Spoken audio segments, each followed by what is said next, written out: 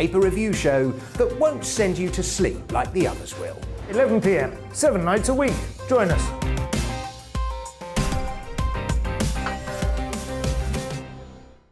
Hello there, I'm Eamon Holmes. And I'm Isabel Webster. And we hope you can join us for Breakfast with Eamon. And Isabel. You make me laugh out loud, belly laugh. Is that important first thing in the morning? Yeah, absolutely. And there's me trying to be deadly serious. News is a serious business. Yeah, I have to rein you in sometimes. Well, it doesn't stop us laughing at it. It doesn't stop us having an opinion on what's going on. Yeah. And it certainly will not stop us reflecting what you think. Weekdays from 6 to 9:30 on GB News. I'm Dan Wootton. Join me Monday to Thursday from 9 to 11 for the feistiest and most fun news debate on TV, where free speech reigns. I'll bring you a sharp take on the day's biggest stories, bombshell newsmaker interviews, and A-list guests. And I guarantee you, no spin, no bias, no censorship, and no reason to go to bed. That's Dan Wootton Tonight, Monday to Thursdays from 9 on GB News. Every night at 11 on GB News, we bring you the next day's stories the day before. It's basically like time travel. If it's a big story, we'll cover it, guaranteed. But we'll also have some fun along the way. Big opinions, big laughs. Sometimes big hair. This is Headliners, the paper review show that won't send you to sleep like the others will. 11 p.m, 7 nights a week. Join us.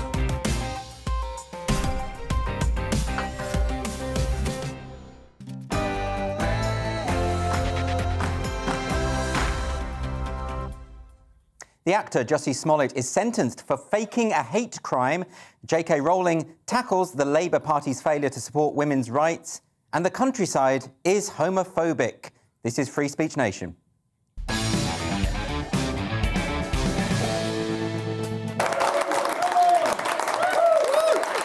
Welcome to the show. So, did you know that the countryside is oppressive to gay people? A recent report in Pink News described a group of queer hikers who want to prove that, quote, the great outdoors isn't just for cis, straight, middle-class folk. According to the group, there is, quote, a lack of equality around access to the outdoors. Is there? I've always thought that the outdoors was pretty accessible. You just go outside, don't you? And the thing is, gay people have been going outside for years, apart from Peter Mandelson, but that's because direct sunlight will kill him. That's why he sleeps in a coffin. And by the way, the idea that lesbians don't go hiking is utterly absurd. Like, it's practically compulsory. This is all very reminiscent of that article in the Metro. Do you remember this one? This was an article that claimed that the countryside was shaped by colonialism and therefore unwelcoming to people of colour. You can see there in the image, they proved it by including a picture of 3 white people scowling at a black woman while standing in a meadow. I mean, I'm not sure that's the most persuasive evidence, because they just drew that, didn't they? It would be like me claiming that I found the Holy Grail and using this as evidence. It's convincing, isn't it? And remember, there was this other one in The Guardian. This story was from the other year. You might remember this one as well. The outdoors here, the BAME women making the outdoors more inclusive. The thing is, right, the outdoors is about as inclusive as it gets, because it's outside, so anyone can go there. And all of this is just incredibly patronising to minority groups, of course. It's just another example of regressive ideas being packaged as progressive. So just to clarify, the countryside isn't racist, hedgerows aren't homophobic, trees aren't sexist. So just pack up your rucksack, enjoy yourself, get out there, enjoy the natural beauty of the countryside that we have inherited. You're not going to get harassed for being gay by a bunch of badgers or anything. Believe me, it will be fine. But only in a society that has made as much progress as ours could LGBT people claim that the countryside is unsafe. I mean, there are still some unpleasant people who harbour prejudices against minority groups, but they're no longer tolerated. And thanks to the work of civil rights activists, we now have full equality under the law. So why is it that some people seem to be nostalgic for the oppression of the past? Why claim that the countryside is intimidating, unless you're desperate to be a victim? Well, the truth is that there is an allure to victimhood. And in the current climate, saying you're a victim gives you a degree of power. And that's why some activists claim to suffer from ancestral trauma or post-traumatic slave syndrome. They weren't slaves themselves, but they've sort of inherited the oppression. And if you can inherit oppression, you can still be a victim while maintaining a life of relative privilege. We also have straight people increasingly identifying as queer. So according to a recent study, nearly 40% of American Gen Zs identify as LGBTQ. Now, statistically, of course, most of these will be heterosexual. So what's going on here? It's possible, of course, that a lot of this is to do with fashion or the need to be seen to rebel. But it's also that claiming to be oppressed gives you clout. For instance, if someone says something you don't agree with, you can always say their opinion makes you feel unsafe, and then you can get someone fired for it. That's how cancel culture works. It weaponizes victimhood, and it makes a mockery of actual victims of prejudice, which is even worse. So this week, the actor Jussie Smollett was sentenced to 150 days in jail for faking a hate crime. In January 2019, he had hired 2 associates to wear masks and then physically assault him while shouting racist and homophobic slurs. He paid them to pour chemicals on him, put a noose around his neck, and shout, "This is MAGA country." Before the verdict, Smollett claimed that the sentence would be harsher because he is black, and that this was therefore proof of systemic racism in the court system. Because you see, even when you've committed a crime, you can still play the victim. And he was particularly vitriolic about former Chicago police chief Eddie Johnson for pursuing the case in the first place. But Johnson is also black. Smollett wasn't prosecuted because of his skin colour or because he's gay. He was prosecuted because he broke the law. But Smollett is a very good actor. So just look at this. The attackers are never found. How will you be able to heal?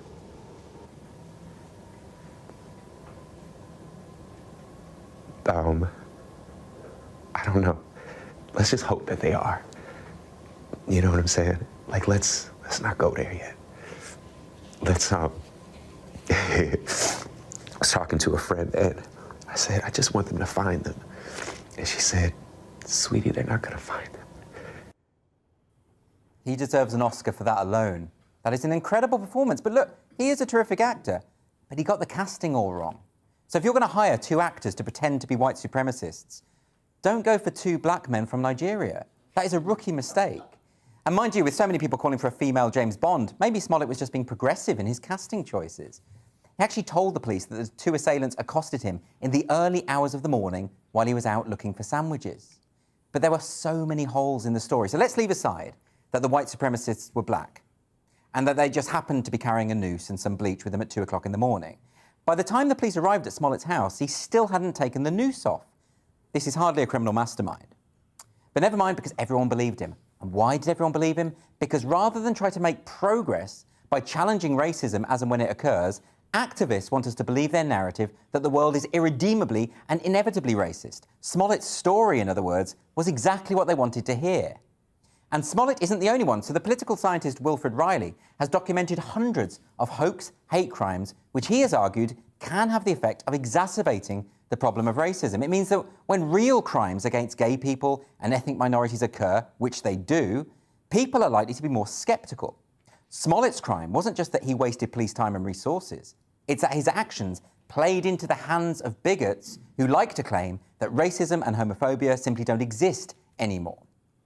Hoax hate crimes, claiming to be oppressed by the countryside, saying that you feel unsafe when you hear opinions you don't agree with. All of this has come about because of the rise of this new religion of critical social justice. And it's dangerous because by pretending that we live in an oppressive society, it makes it that much harder to address actual prejudice, actual discrimination. It elevates the far right by giving the impression that their ideas are really popular and widespread, when in fact they're very much on the margins of society, which is exactly where they should stay. The word oppression should mean something, and it is insulting to the people in this world who still live under oppressive regimes to claim that you're oppressed because someone said something you didn't like on Twitter. We live in one of the most tolerant societies that has ever existed, and while there are still problems to be solved, it doesn't help matters to pretend that being gay automatically makes you a victim. Most gay people would rather not be patronised like that. So, to sum up, the countryside isn't homophobic, you're just a narcissist.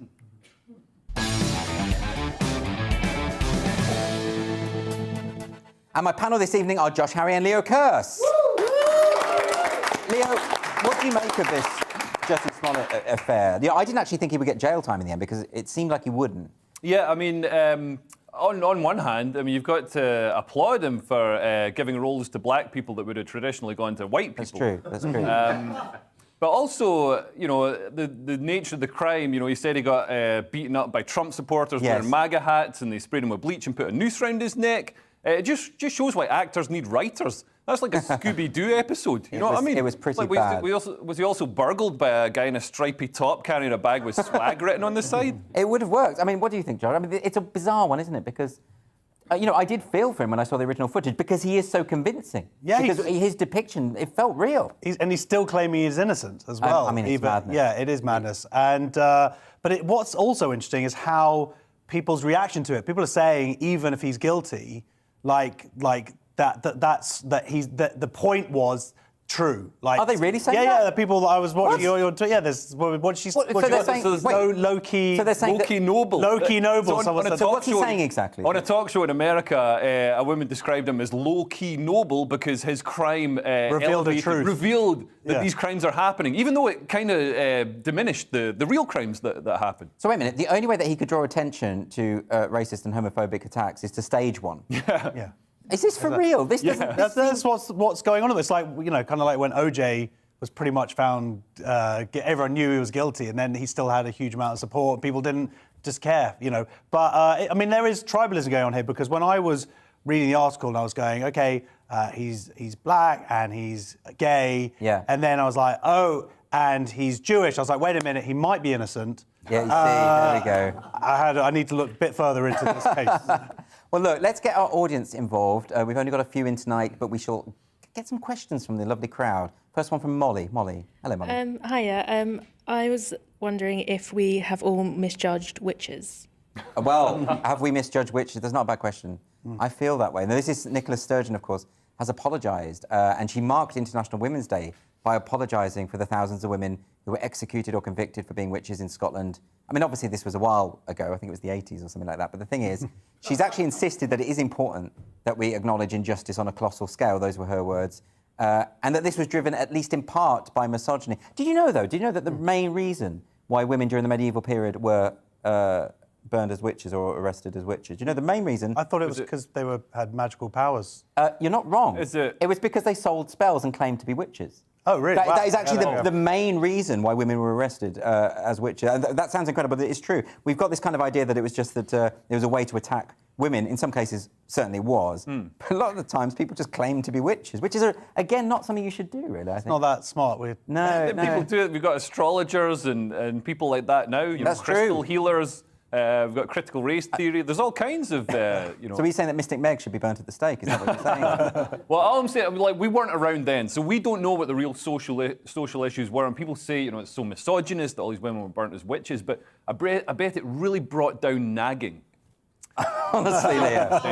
What do you think about this, George? Do you think they should be apologising for something that we weren't around to... Like, Nicola Sturgeon didn't burn anyone at the stake. Well, no, but although there is an irony of Nicola Sturgeon bringing forward this apology, because there is arguably a witch hunt going on in parts of the country against women who are fighting for women's rights, of which Nicola Sturgeon is... one of the chief witch finders. Yeah, absolutely. People in Scotland are being arrested for putting tweets out for, you know, there was this woman who put a tweet out which they said was a noose, but it wasn't. It was actually a ribbon. It was a suffragette ribbon. Yeah, suffragette, you know. So that which is why a lot of the people who are fighting for women's equality in Scotland are using witches as they've taken that on board. There is something very interesting about that, isn't there? Because, you know, if you really... I mean, she invoked the spectre of misogyny when talking about apologising for the crimes of the past, right? Which I understand that. But then if you're going to do that, why be so insistent on redefining what it means to be a woman when feminists throughout the world are telling you don't do that? Yeah. If you really care about misogyny, why would you perpetuate it? Yeah, absolutely. I mean, it's kind of ridiculous. Although it would be nice. So they're talking about building a statue. So it'd be nice for us to build a statue to one of the witches. Yeah, to one of the. You know, we've done a lot of statue destroying and let's build some statues. Build some statues. That's good. What do you think about this, Leo? About the idea of apologising for something centuries ago, like something that none of us could have been implicated in? What do you think? There's any? Does that make sense to you? I mean, it's an easy bit of virtue signalling. So, you know, if you apologise, it's like why all the conversation and the sort of attacking around slavery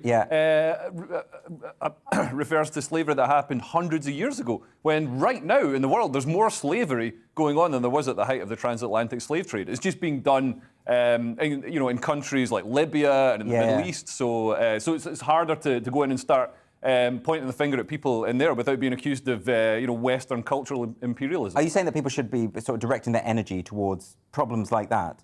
Rather than... I mean, problems that are happening right now are problems you can actually affect. You can't stop slavery that happened hundreds of years ago. I think it's interesting. Do you agree with that, Josh? Yeah, absolutely. But I mean, at the same time, it's good that this stuff is being talked about. I mean, I'm a big fan of this stuff being, people being educated about what did happen back then. Right, isn't there something to do with... I mean, Leo, that's a counter-argument, isn't it? Wouldn't you suggest that maybe learning about the history of the country, good and bad, that's no bad thing? Yeah, but, I mean, it's one thing to learn about the history of the country when there's actual issues in the world that we could affect and deal with. But the trouble with real issues is that it's complicated and it's hard work. It's much easier to just do a social media post or do a press conference and apologise for witches or slavery or whatever it was that happened. It's also quite hard. It's a lot easier to apologise for something you didn't do, I think. Yeah. I think actually apologising for something that we can do something about might be more productive. Although, interestingly, I was reading that Scotland had 5 times the number of women burned as witches than any other country. Is that right? In Europe. So, I mean, could this be addressed? Is there something in the Scottish character? Well, you're saying there are just more witches in Scotland? No, there could be one or the other. Yeah, I mean, maybe witches are real, right? Women in Scotland are very flammable. That's what it is. It is colder. It is colder up there. That's what it is. OK, let's move on. So we've got a question now from Joe. Where's Joe? Hello, Joe. Should we change the sex of historical figures? Should we change the sex of historical figures? OK, now this is to do with the London Dungeon. They did this astonishing thing where they decided to commemorate International Women's Day, which I think is a valid thing to do. But with their display regarding Jack the Ripper, they changed him to Jackie the Ripper, as a kind of way to celebrate International Women. I don't even see the logic there. I'm trying to work out what they're trying to say there. Is it that it would have been better if Jack the Ripper would have been a Jackie? By the way, we don't know who Jack the Ripper was. I mean, that is an unsolved crime. It could have been. Could have been a woman. Could have been a woman. I mean, he definitely was called Jack. No, that wasn't his actual name. It wasn't Jack the Ripper. Because if you name a child that, it's going to end up being a serial killer, isn't it? I can't not hear Jackie the Ripper in an Australian accent like it's a fit woman. Oh, Jackie the Ripper. she sounds fabulous. Yeah, she's fabulous. This is going to be added up to my favourite genre, which is this growing thing of companies sort of seemingly trying to do the right thing really messing it up. And then absolutely, like this week you also had Always sanitary towels and sanitary products, and they put out this advert, 61% of young people are ashamed of their appearance. But of course 61% of young people, 61% of young women. So I mean it's absolutely ridiculous statistic that whether they're trying to now sell sanitary products to men, and that was their way of trying to do it. I mean, it would broaden the market. Yeah, you double your client base. That's it. But what can you use them for? I don't know, just quiet, not listening to women, put them in your ear. Goodness me, Josh. We've just been talking about misogyny, and there you go. I was just trying to balance it out. I would just suggest that it's not a good idea to commemorate International Women's Day by suggesting that more women are killers and evil. I think that's the wrong way around. And to do it in a museum where you go to, I mean, it's quite. I don't know if you've been there, but it's quite a light-hearted isn't it? museum of serial killing. Serial killing. So I mean, it's like if you went to Auschwitz or Anne Frank's house and they referred to Hertler on International. It wouldn't be appropriate. Absolutely I don't think. I mean, there's certain things. Maybe there's other historical figures that we could convert into women. Is it to do? Well, I mean, it would be more equal and representative. We want everyone to be represented, don't we? So let's make Attila the Hun a woman or something. It sounds like a woman, Attila the Hun. Yeah. She's from Essex. But the thing about this, it's interesting because the way Jack the Ripper is often people do this sort of stuff with Jack the Ripper, and there've been musicals about Jack the Ripper. I think there's one called Jack! ! All this sort of stuff, because I think they feel it was so long ago that we can now sort of do this and talk about this sort of stuff. But let's not forget 5 women were brutally murdered, and I know it was a long time ago, but it does feel a bit cheap. Yeah, of course. Yeah, it is cheap, but that's the problem with a lot of these sort of campaigns that these companies do. Is it's the easiest way for them to affect change, rather than like on International Women's Day. There was a great bot that was like people were So these companies were going, Happy International Women's Day, and then there was this brilliant bot that was basically showing the pay disparity in the company and how much women were paid less. Oh, that's right. For each one. Retweeting it, and it was they? just fantastic, and it just showed their hypocrisy. It was fantastic. Really funny. So we've got another question now from Jack. Funnily enough, I hope it is not the erstwhile Mr. Ripper. Yes. How can I help you, Jack? Should Russian classical composers share the blame for the Ukraine invasion? Yes.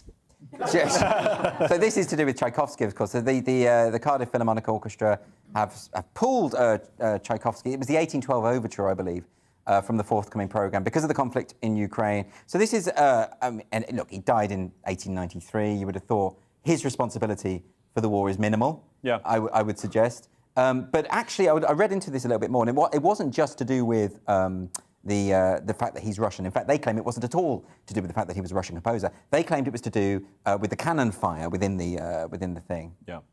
Or that it glorifies war, but it glorifies the Napoleonic War, doesn't it? I mean, it's not the same. So it glorifies Russia's defence against the Napoleonic invasion. Yeah. So yeah. But that too was a while ago, right? Yeah. The clue is in the title, 1812 overture. Yeah. And in fact, it absolutely decimated Napoleon's army. I think they lost so many. There's the first bit of data visualization. The first recorded bit of data visualization shows the size of the army as it crosses rivers and as people die from typhoid, and then it comes back a tiny ribbon because everybody died. Well, then why? I mean, talk me through this. Talk me through the logic, Leo, because I don't understand it. I genuinely don't.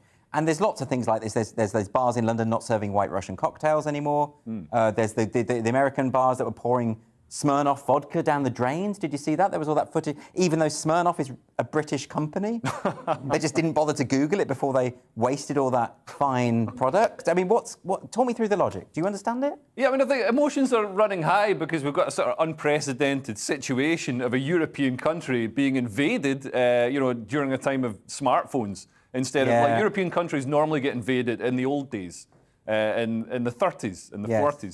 So now it's like, if it could happen there, it could happen to France. Yeah, but there could also happen to places where it would be a downside. But even back in the 30s, you had people. I just got that. Even back in the 30s, you had people in Britain killing Dachshunds during the war because they were German, the sausage dogs, and so you have that's kind of weird kind of extreme react. They satirised it in that film Starship Troopers. Do you remember they're fighting the alien bugs and you see all these children stamping on bugs in the street doing their bit for the war effort? Satire was it? I took that to be very... I bet you did. Face value. Yeah. I was like, let's go kill those aliens. It's a great film.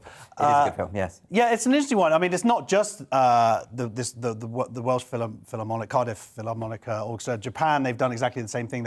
Although, like, as you say, they're saying that later in their season there are Russian composers who are going to be featured as well. Right. But definitely there seems to be a lot of companies who are sort of jumping in on this. Now, it's where you draw the line. I think, kicking Russia out of SWIFT, making it as hard as possible. And that's the banking system, Yeah, the banking system and Visa and MasterCard and stopping McDonald's, and to show that the things of the West, the Western society as a whole, do not agree and go along with what's going on. I think it's a great thing. But chucking vodka down that isn't even owned by, but I also think having a go at artists generally, going after creatives, that doesn't make sense to me. Because it's almost like you're saying that there's a kind of collective responsibility here, which I don't believe there is. No, absolutely. It's but this is the tone. People go along with it. Yeah. And we did it. We did it during South African apartheid, and it definitely helped shift public opinion and definitely helped bring pressure on the government to realise that what they were doing was wrong and change things. Interesting counter-argument. Let's get another question now from Pinks. Where's Pinks? Hello. Hi, Pinks. Are comedians allowed to make jokes about ongoing wars? Well, I think we've just proven no, they're not. Well, this is okay. So the Times restaurant critic Giles Corrin wrote a comedic article about Ukraine. This was a clearly satirical piece with some sort of... I mean, he wasn't stating what he actually thinks. He was saying things like a nuclear war would actually be quite interesting and Putin is hot, right? So, but clearly when he writes something that's satirical, you're not meant to take it absolutely literally. And of course he's tweeted about... There's the tweet, though. It's a bit too much text for you to see, but he's tweeted about it.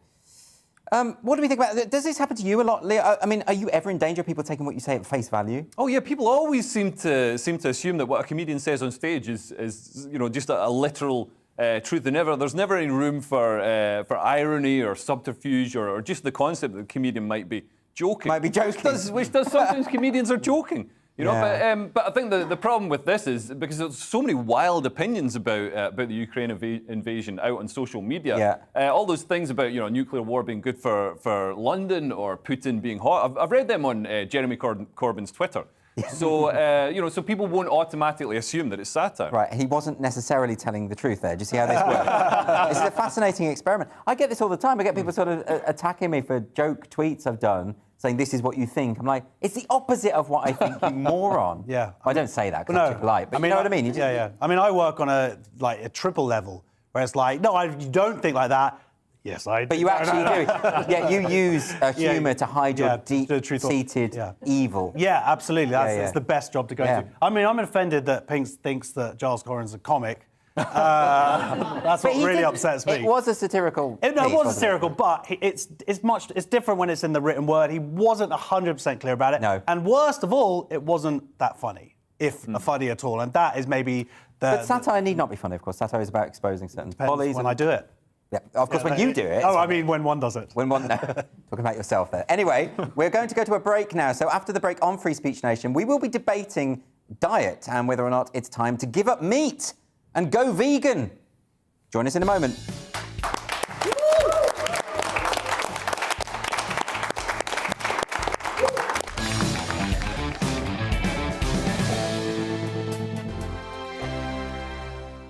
GB News is the UK's home of discussion and debate. From all perspectives. To stay up to date on the latest stories, make sure that you subscribe to the GB News channel. Right here on YouTube. You can watch us live 24/7 across the whole world. You can also check out exclusive content and catch up on previous episodes of your favourite shows. Every day, we ask the questions that you'd ask, so why not add your voice to the conversation in the comments section? Don't forget to subscribe. We are GB News, Britain's news channel.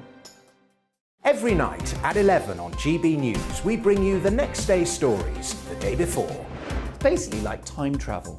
If it's a big story, we'll cover it, guaranteed. But we'll also have some fun along the way. Big opinions, big laughs. Sometimes big hair. This is Headliners, the paper review show that won't send you to sleep like the others will. 11 p.m, 7 nights a week. Join us.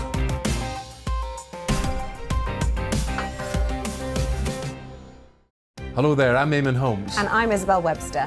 And we hope you can join us for Breakfast with Eamon and Isabel. You make me laugh out loud, belly laugh. Is that important first thing in the morning? Yeah, absolutely. And there's me trying to be deadly serious.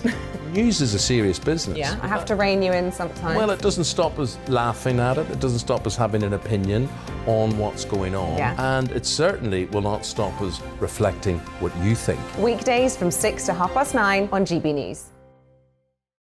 I'm Dan Wootton. Join me Monday to Thursday from 9 to 11 for the feistiest and most fun news debate on TV, where free speech reigns. I'll bring you a sharp take on the day's biggest stories, bombshell newsmaker interviews, and A-list guests. And I guarantee you, no spin, no bias, no censorship, and no reason to go to bed. That's Dan Wootton tonight, Monday to Thursdays from 9 on GB News.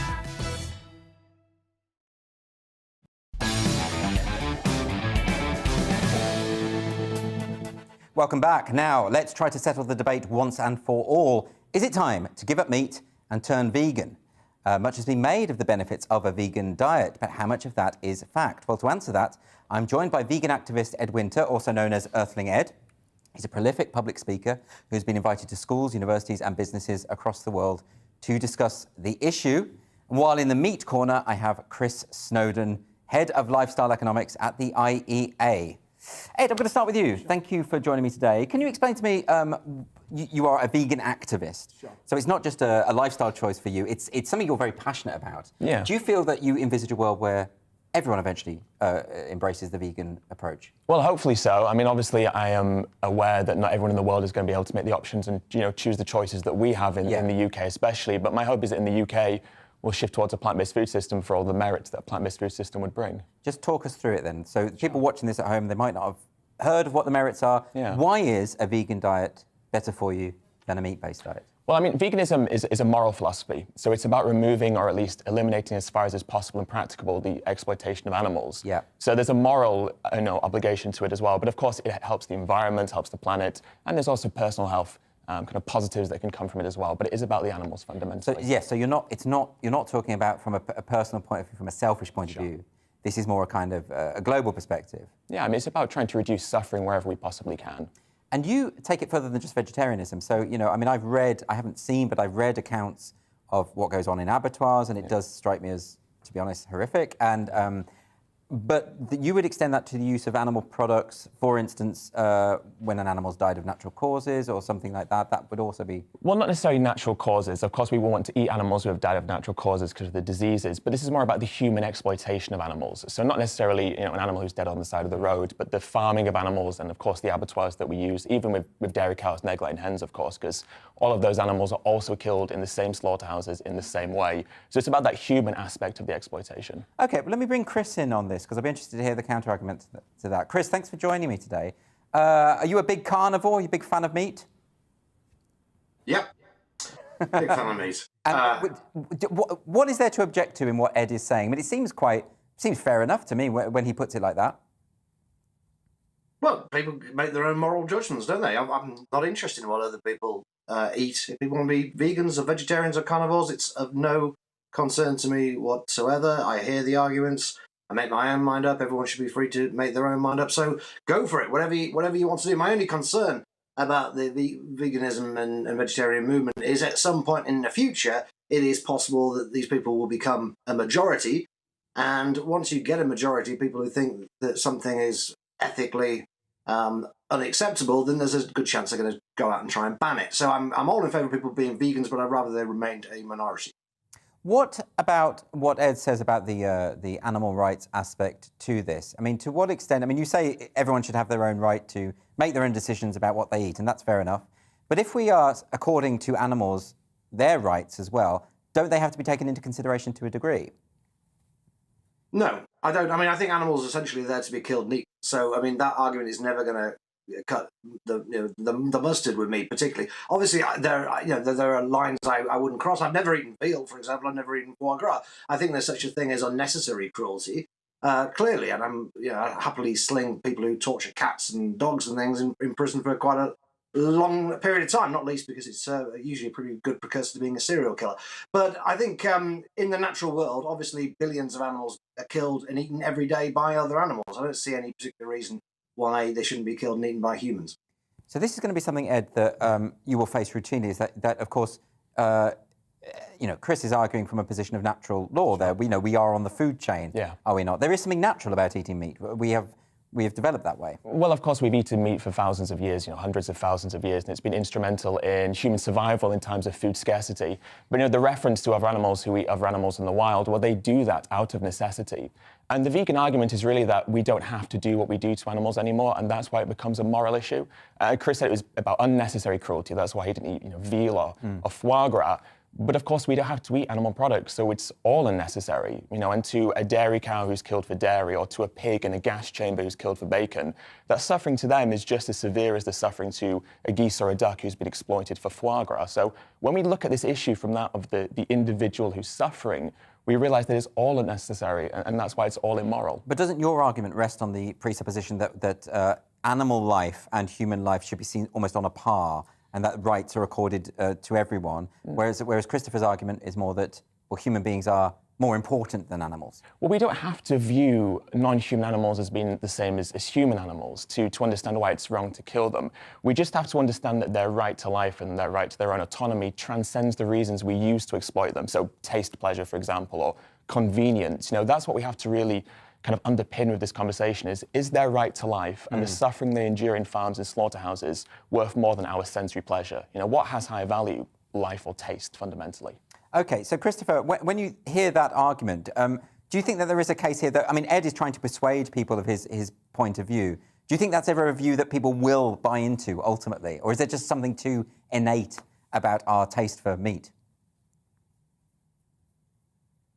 Into it. There's more vegans than there ever been before. I think there's probably more vegetarians than there's ever been before. A lot of people get on and get off that particular bandwagon, but you can see how you can see the argument. It's not like I disagree with the argument, really. It's just that's a point of view and I just don't hold it. And you'll never get me to accept that an animal's life is worth the same as a human's life. And I don't think it's something you could ever prove empirically either way. What do you make of, I mean, there's obviously been a rise of very militant veganism, with people calling for veganism to be a protected characteristic within the law. Do you think that this is something that you understand in any way? Well, not really. I mean, I understand there are vegan militants, and I think it's potentially quite a dangerous thing, because once you have a lot of people who think that animals' life, that chicken's life is worth the same as a human being's, then I suppose they feel morally entitled to go around attacking people who rear chickens or whatever. And you get the similar kind of thing you do, of course, with the anti-abortion crowd, where you have abortion centres being set on fire. And that's why we need to respect each other's views without resorting to extremism, militantism, and violence. But if I may say so, the argument that meat is unnecessary and then therefore we shouldn't consume it, I don't buy into. You hear this a lot from puritanical campaigners, that something's unnecessary. Alcohol is unnecessary. Tobacco is unnecessary. Music, I mean, most things are unnecessary. Human beings, one of the things that sets human beings apart from animals actually is that we have a lot of things in life that are luxuries and are unnecessary. We don't need them per se to exist, but they hugely enrich our lives, and there's nothing wrong with that. In fact, it's a good thing.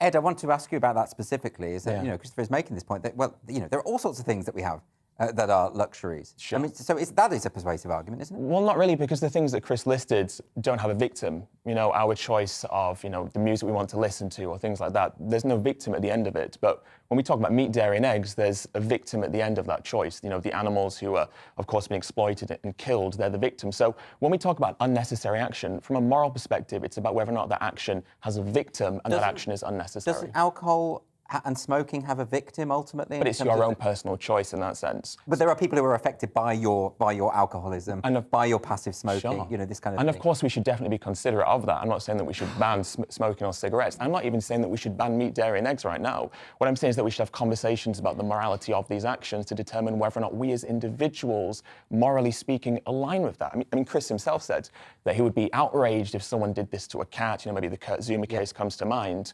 But the real question is, well, why is that wrong, but putting pigs into a gas chamber morally right? So, why, where's that hypocrisy? Where does that come from? You make a very persuasive case because we're sitting here having this discussion, but I mentioned the sort of more militant approach. Do you worry that when you have more militant voices within this debate, they're actually putting people off your argument? Well, yes and no. I mean, I don't think that this idea of militant veganism is really representative. I think it's kind of a media talking point that's been blown out of proportion, to be perfectly honest. But I see it as also being something I can play to my advantage, because hopefully by having reasonable, constructive conversations, it shows to people that veganism isn't this extremist ideology. In fact, it's just this kind of extension of the values we already have. Yeah. How often do we hear that Britain is a nation of animal lovers and that we stand against animal suffering and cruelty?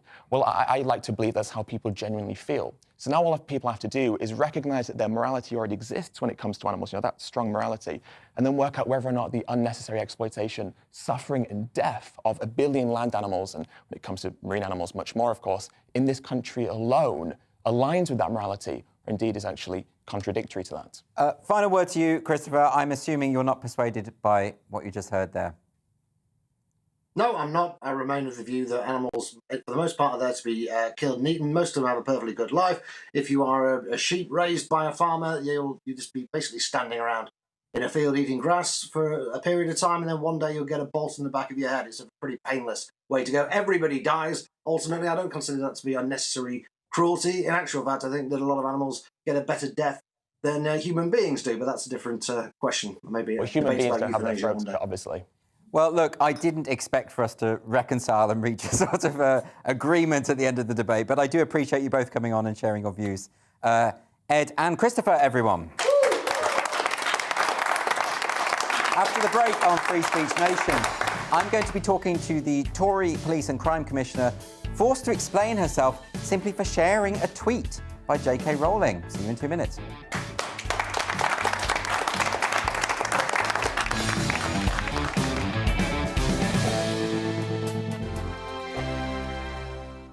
GBNews is the UK's home of discussion and debate from all perspectives. To stay up to date on the latest stories, make sure that you subscribe to the GB News channel right here on YouTube. You can watch us live 24/7 across the whole world. You can also check out exclusive content and catch up on previous episodes of your favourite shows. Every day, we ask the questions that you'd ask, so why not add your voice to the conversation in the comments section? Don't forget to subscribe. We are GB News Britain's news channel.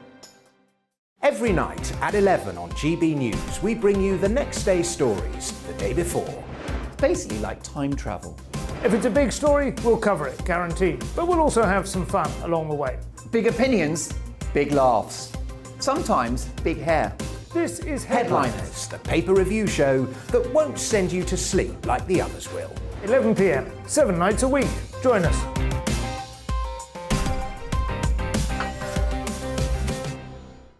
Hello there, I'm Eamon Holmes. And I'm Isabel Webster. And we hope you can join us for Breakfast with Eamon. And Isabel. You make me laugh out loud, belly laugh. Is that important first thing in the morning? Yeah, absolutely. And there's me trying to be deadly serious. News is a serious business. Yeah, I have to rein you in sometimes. Well, it doesn't stop us laughing at it. It doesn't stop us having an opinion on what's going on. Yeah. And it certainly will not stop us reflecting what you think. Weekdays from 6 to 9:30 on GB News. I'm Dan Wootton. Join me Monday to Thursday from 9 to 11 for the feistiest and most fun news debate on TV, where free speech reigns. I'll bring you a sharp take on the day's biggest stories, bombshell newsmaker interviews, and A-list guests. And I guarantee you, no spin, no bias, no censorship, and no reason to go to bed. That's Dan Wootton Tonight, Monday to Thursdays from 9 on GB News. Every night at 11 on GB News, we bring you the next day's stories the day before. It's basically like time travel. If it's a big story, we'll cover it, guaranteed. But we'll also have some fun along the way. Big opinions, big laughs. Sometimes big hair. This is Headliners, the paper review show that won't send you to sleep like the others will. 11 p.m, 7 nights a week. Join us.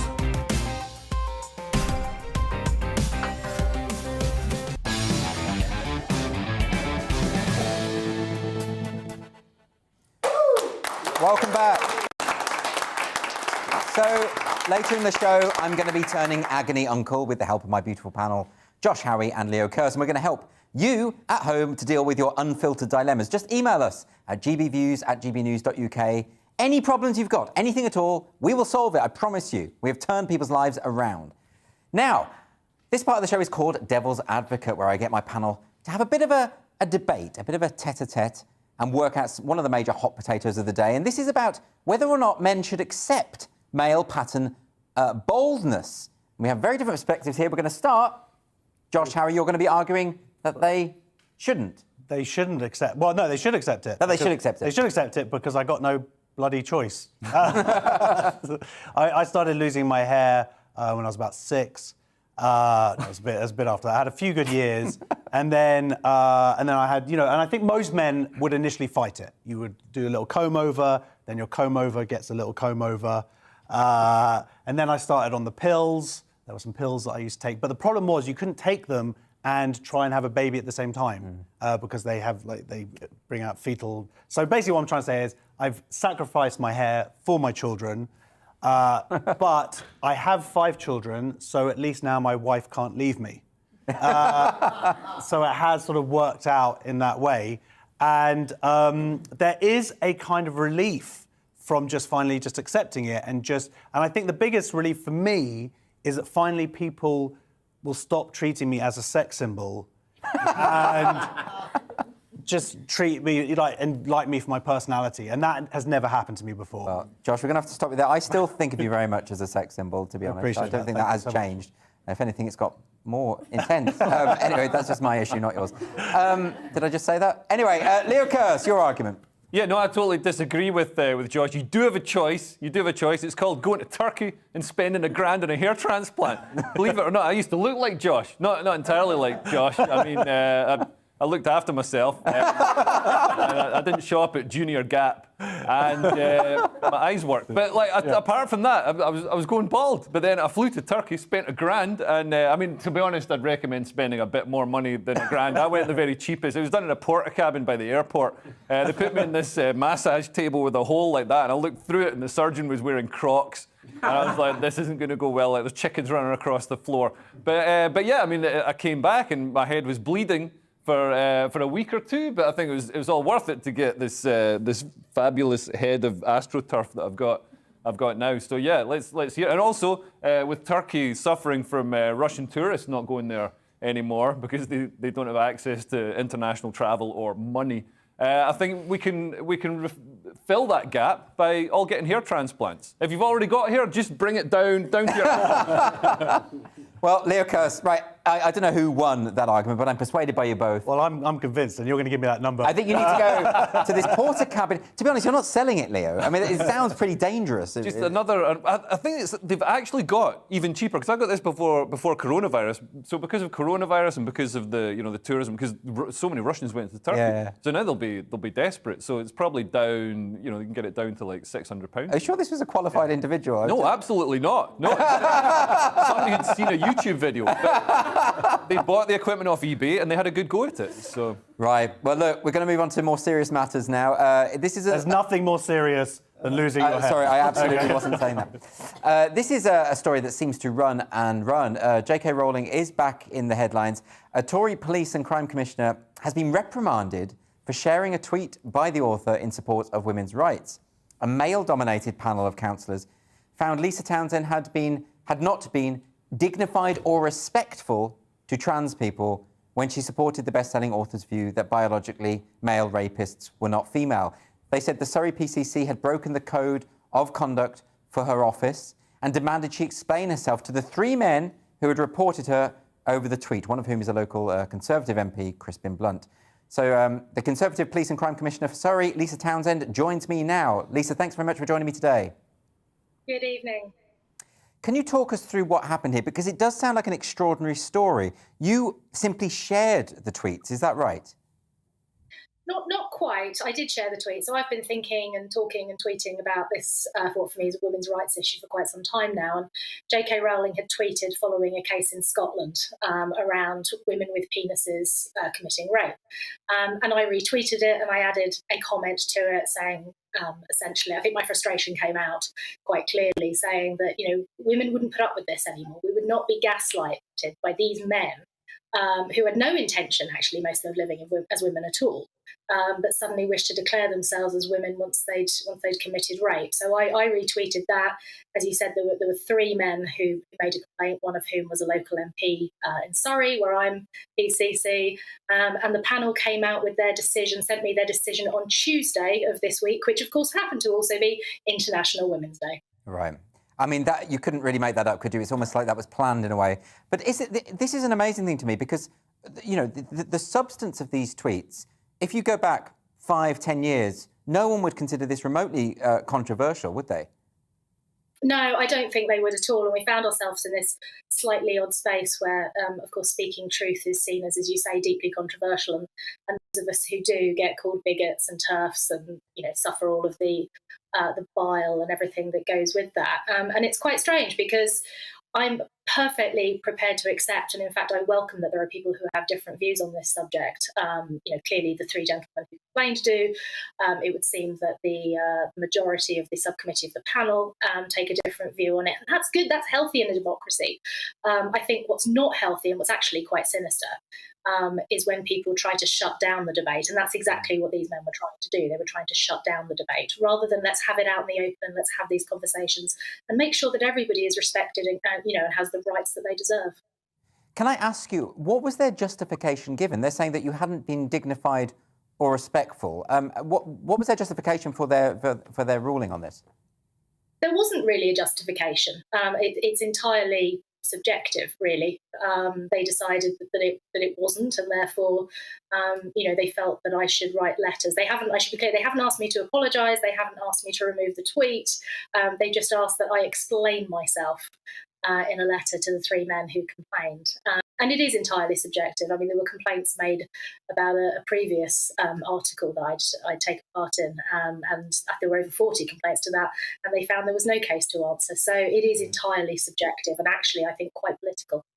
And when I see this week, I know J.K. Rowling has been tweeting an awful lot about this issue ever since International Women's Day, well, long before that, but this week in particular. And a lot of the responses to her tweets, they're not engaging in a dignified way. They're not seeking respectful debate. They're saying things like, shut up TERF, or just throwing insults and mudslinging.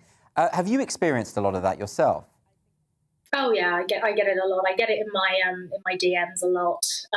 Everything from die turf through to if I see you, I'll kill you, and then the usual sort of slurs that you get that are a bit more public. And I think, unfortunately, as politicians, and particularly as female politicians, talking about pretty much anything, we come across that. But this issue is clearly, I suppose you could say, it is quite toxic, and there are people who have invested an awful lot in sort of attacking those of us who are insisting on standing up for women's rights. I think what's interesting is, of course, the vast majority of the attacks, and in fact, I'd struggle to think of any attacks that have come from women. They all come from men, arguing that they should have more rights than us.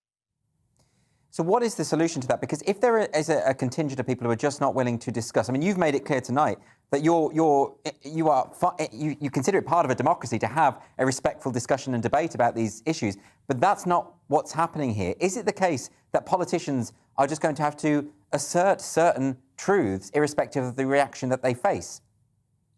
I think that's always been true. I think it's probably true more so now in society, perhaps, than it's ever been. We've talked about fake news a lot over the last few years. I think we've also got a society where there's a certain group of people who see things as about being all about themselves and not about sort of the wider context. And so this idea of I must be treated and addressed as I see fit, and never mind everybody else, and I deserve access to this space regardless of whether actually the law supports it. And I think on an awful lot of issues, it's very difficult being a politician. I do understand it.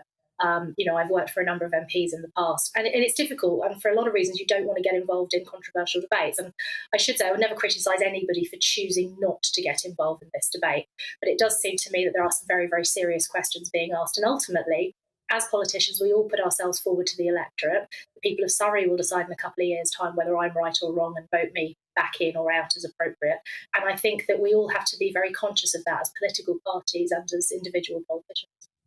Can I ask you, just given your expertise, what you think about the argument that, or a lot of perception that people have, that the police themselves have taken a side on this issue? And there have been all sorts of cases where the police seem to be very partisan about this, and they've been targeting feminists, for instance, who put up stickers that have caused offence, but they don't do the same when extreme trans activists put up stickers that threaten violence. Do you think that perception is fair? I think there's an element of it, certainly, and I've commented on this in the past. I have concerns around Stonewall's influence in particular on policing. And it is quite worrying. And I understand partly where the police are coming from here. I think for many, many years, policing had a huge problem with discrimination, whether it was around race and ethnicity, whether it was around disability, whether it was around homophobia even. And I do think we're experiencing a bit of an overcorrection here, but I am very concerned about any politicisation in the police. And I do think that they are treading on sort of a very fine line here in being overly political. And can I just ask you finally about the politics of this? Because J.K. Rowling this week very, very specifically took on Keir Starmer and said that Keir Starmer was misrepresenting the Equality Act and that therefore the Labour Party is not, or seemingly is not fit to support women's rights. But is this really a partisan issue? Because we see this among Conservative MPs as well. There seems to be, it's not so much a left-right issue as just a general bewilderment. And it shouldn't be a political partisan issue, I should say. I mean, it's very disappointing, actually, the Labour Party and the Liberal Democrats and a lot of Greens find themselves in the position that they're in. And I get a lot of messages from women saying, I could never vote Labour, but I could never vote Conservative. I could never vote Labour again. I could never vote a Conservative, but, I'm really concerned with which way these parties are going.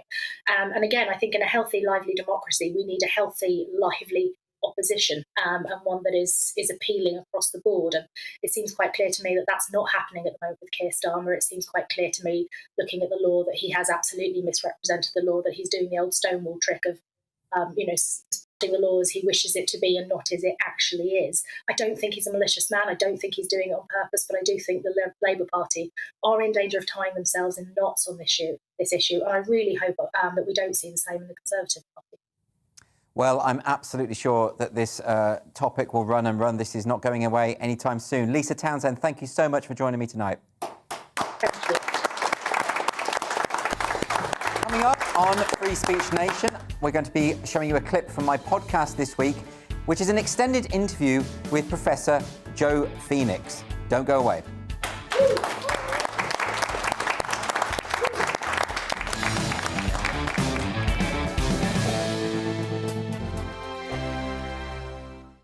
GB News is the UK's home of discussion and debate.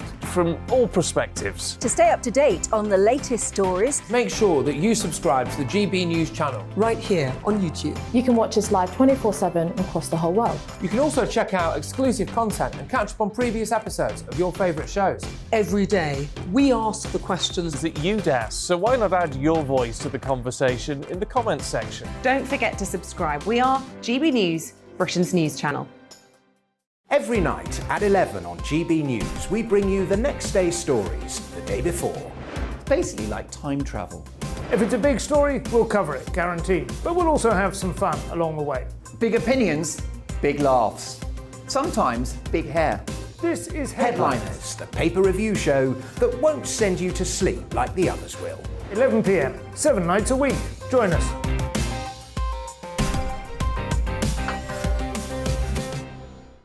Hello there, I'm Eamon Holmes. And I'm Isabel Webster. And we hope you can join us for Breakfast with Eamon. And Isabel. You make me laugh out loud, belly laugh. Is that important first thing in the morning? Yeah, absolutely. And there's me trying to be deadly serious. News is a serious business. Yeah, I have to rein you in sometimes. Well, it doesn't stop us laughing at it. It doesn't stop us having an opinion on what's going on. Yeah. And it certainly will not stop us reflecting what you think. Weekdays from 6 to 9:30 on GB News. I'm Dan Wootton. Join me Monday to Thursday from 9 to 11 for the feistiest and most fun news debate on TV, where free speech reigns. I'll bring you a sharp take on the day's biggest stories, bombshell newsmaker interviews, and A-list guests. And I guarantee you, no spin, no bias, no censorship, and no reason to go to bed. That's Dan Wootton tonight, Monday to Thursdays from 9 on GB News.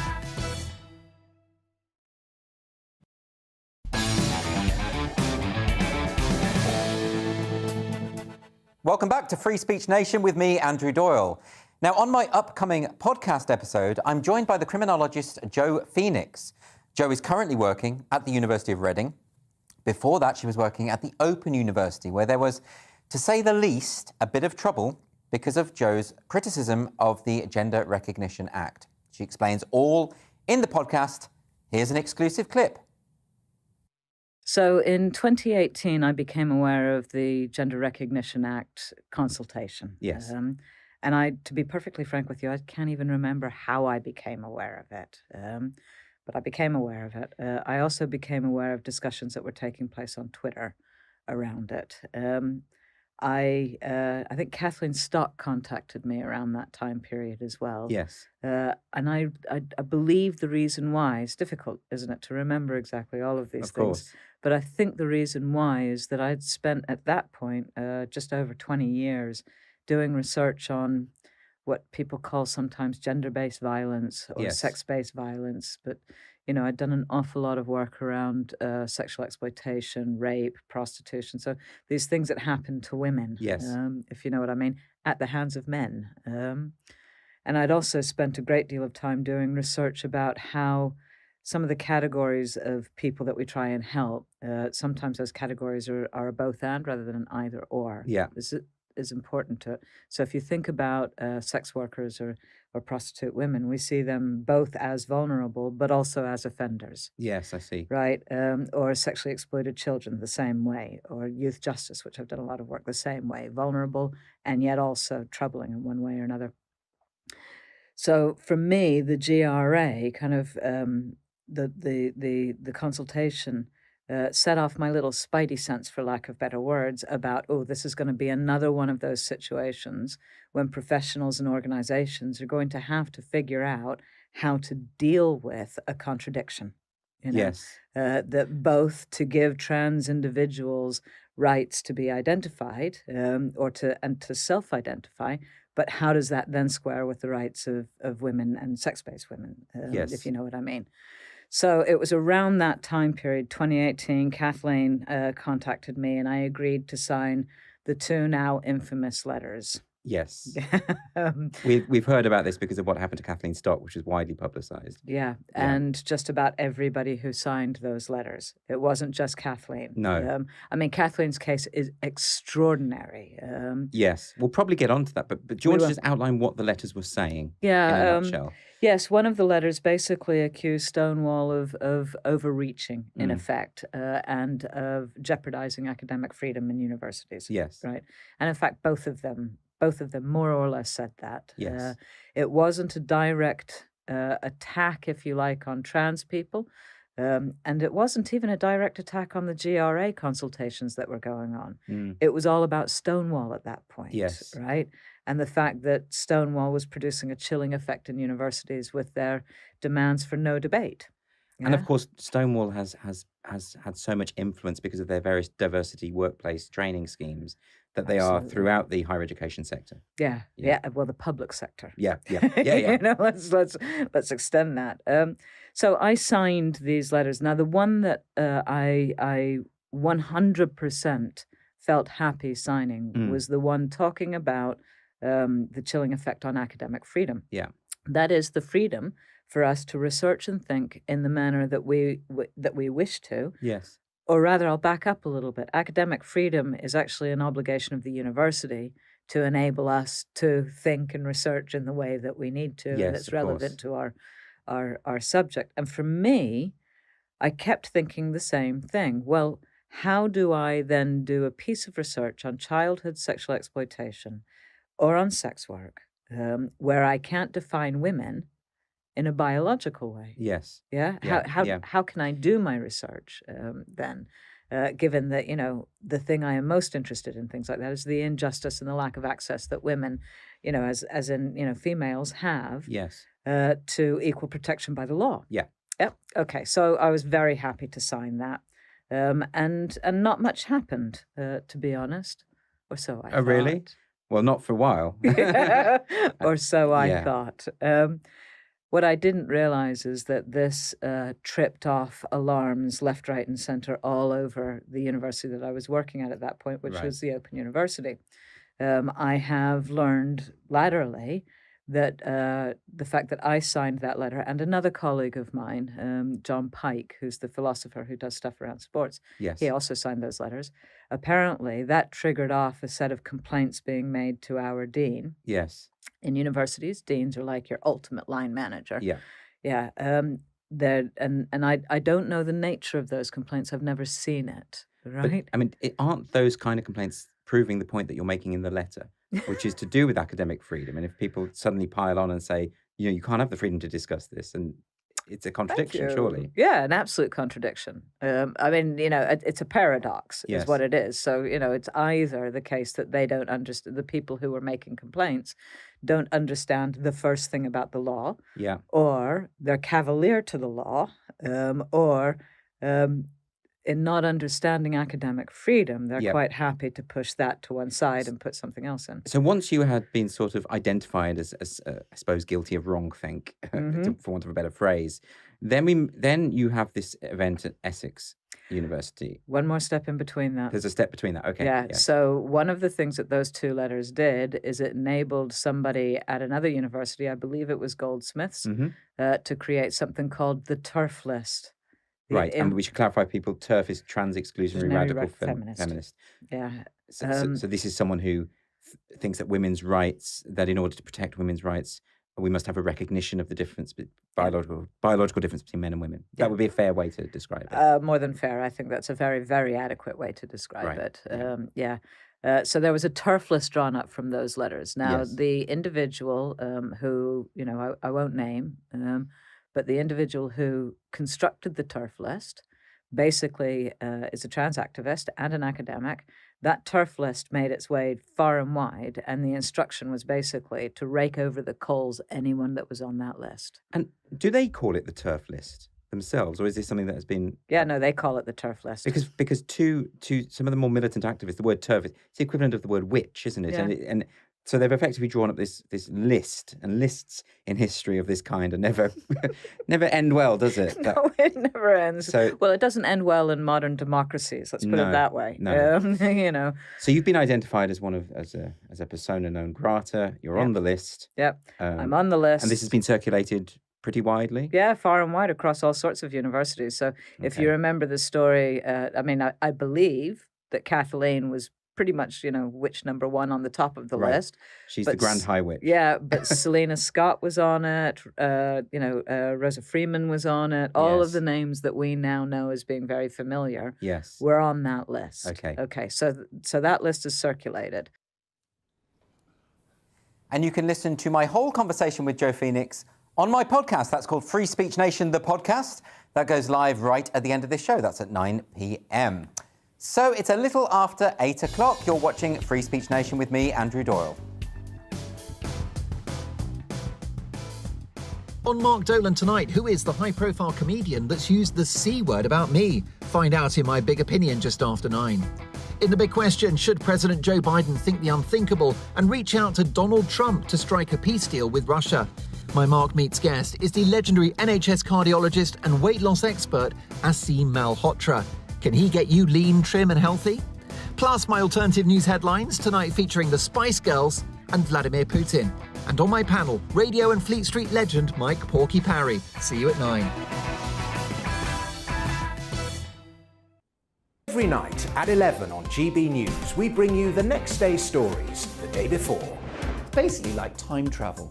If it's a big story, we'll cover it, guaranteed. But we'll also have some fun along the way. Big opinions, big laughs. Sometimes big hair. This is Headliners, the paper review show that won't send you to sleep like the others will. 11 p.m, 7 nights a week. Join us.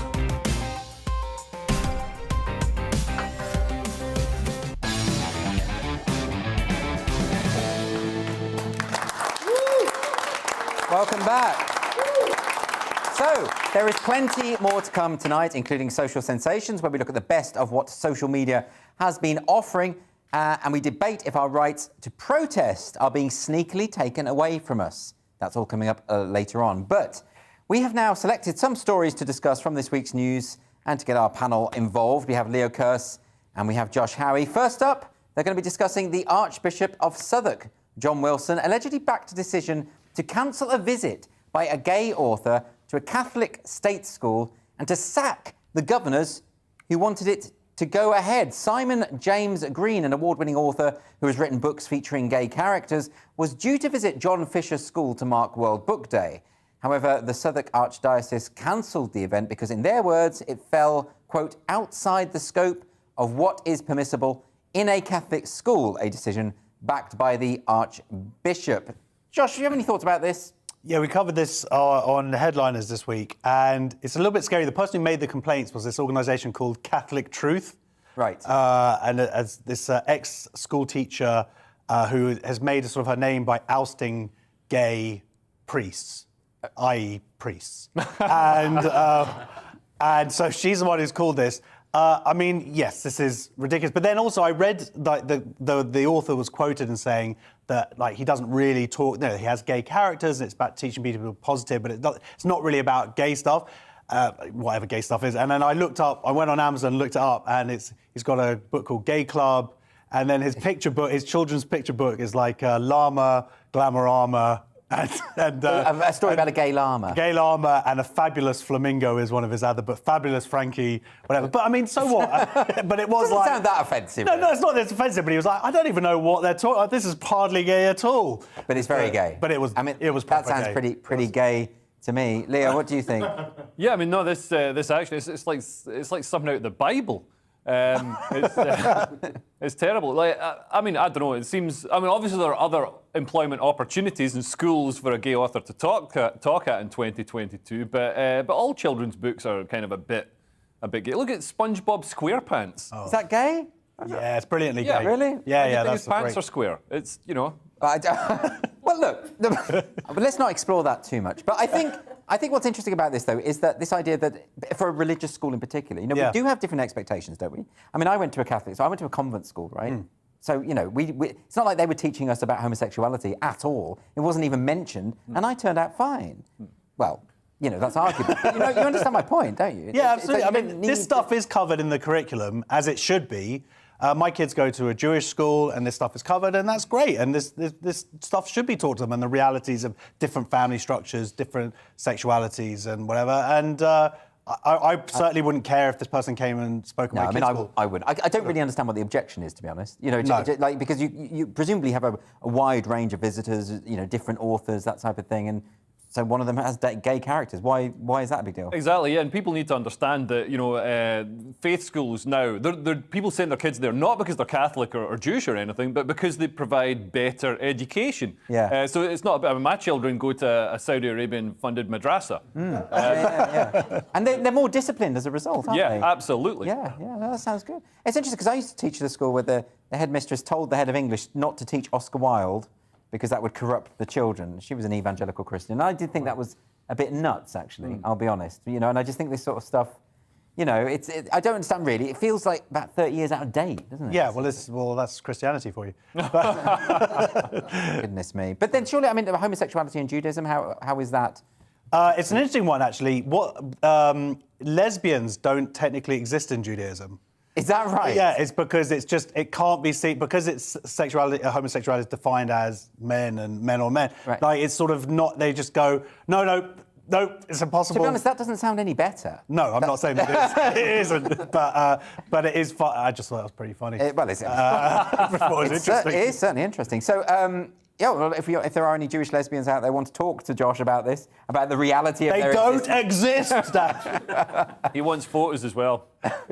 Anyway, the next question we've got, this is about the American school in London. Now, I've been talking about this school for quite a while because it's been quite politicised by all accounts, and it has been hitting the headlines for all the wrong reasons again this week. So its interim head teacher said in an email to parents that the school will stick by its teaching programme despite being downgraded by Ofsted for teaching students that there are 64 genders and so-called white fragility. The school, one of the most expensive day schools in the country, charges £32,650 a year, also failed a number of independent school standards which ban the promotion of partisan political views and demand respect for those with other beliefs after several students told Ofsted that their views had been suppressed. Now, this is very interesting because this school was accused of trying to implement critical race theory into the class. They even had a situation where they were segregating children for after-school activities by race. This was actually happening. The headmaster or headmistress, I can't remember, stepped down. They've got this interim person who's going out there and saying all the same stuff again. And then they get downgraded by Ofsted. At some point, someone's got to say, oh, maybe they've got to connect the dots and think, well, maybe we shouldn't try and indoctrinate the children in these weird niche academic disciplines from America that are unproven. Yeah, absolutely. And schools should be teaching children something that they can use, beyond academia. Right. So, useful like mathematics, science, PE.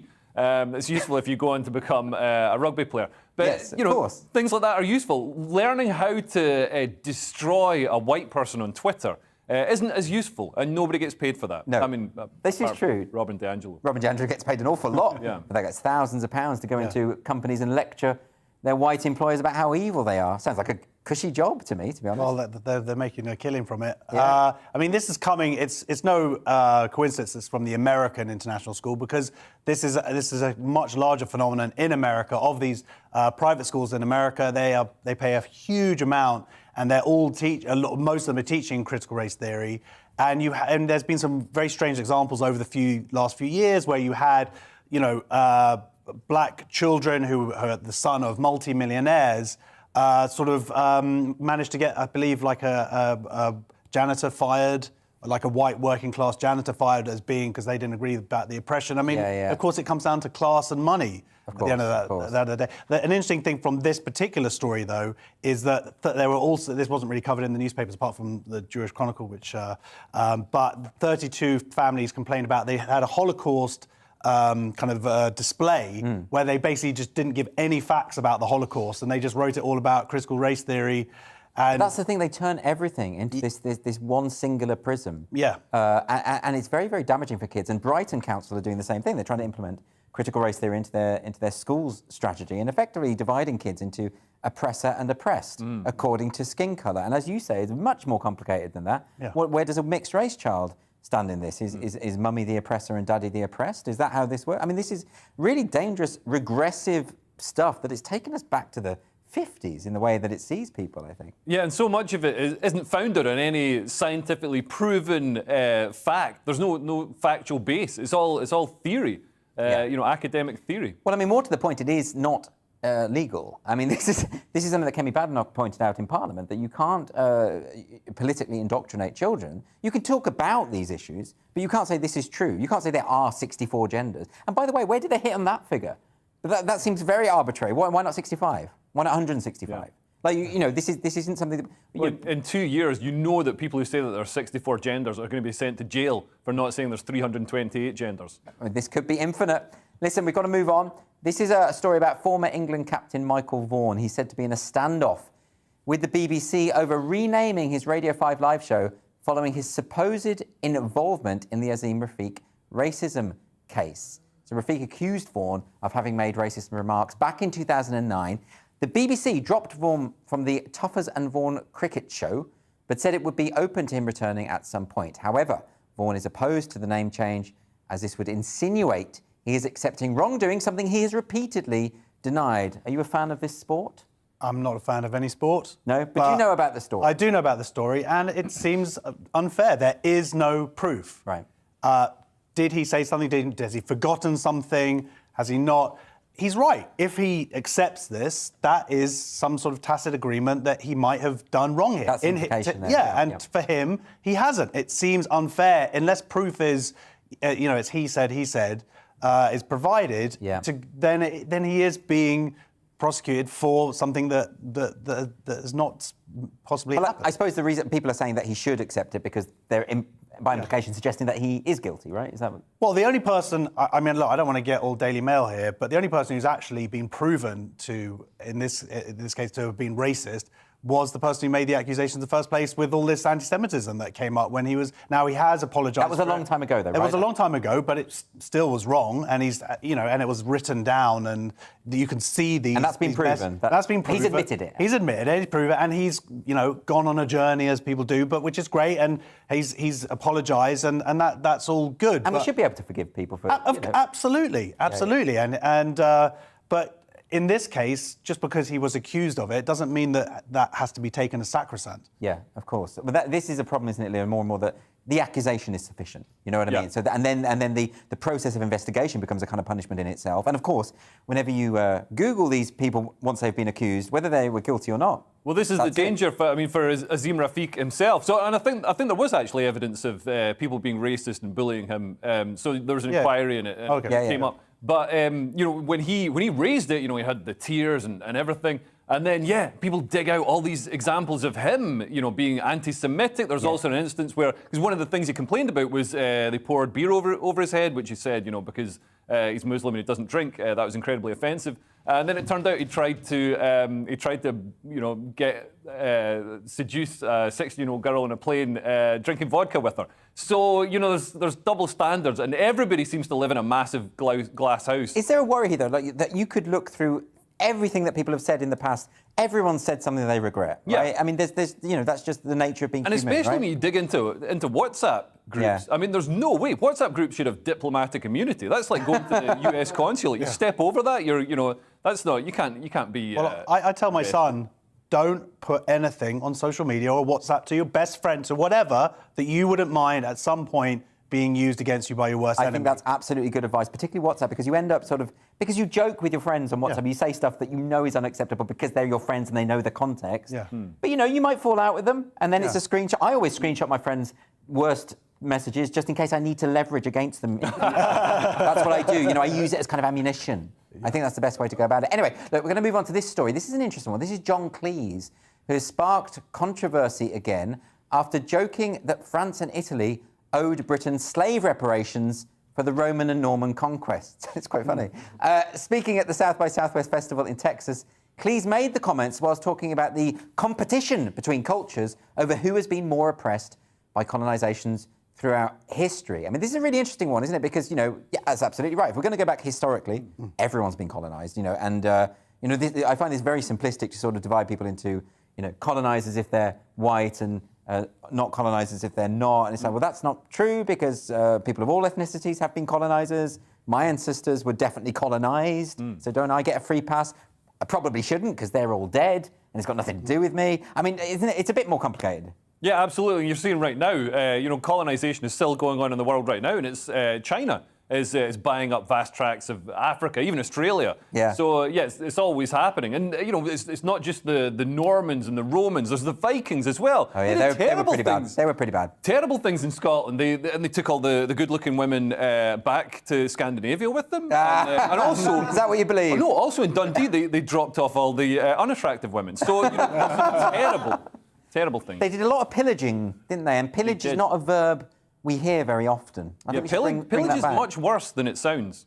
Yeah, it is. It's not good to pillage. No, I think we can agree on that. Yes. Finally. When I read the story, I got a bit upset. I'm very cynical, but when I heard, he had his microphone taken away from him, John Cleese, the guy's a comedy.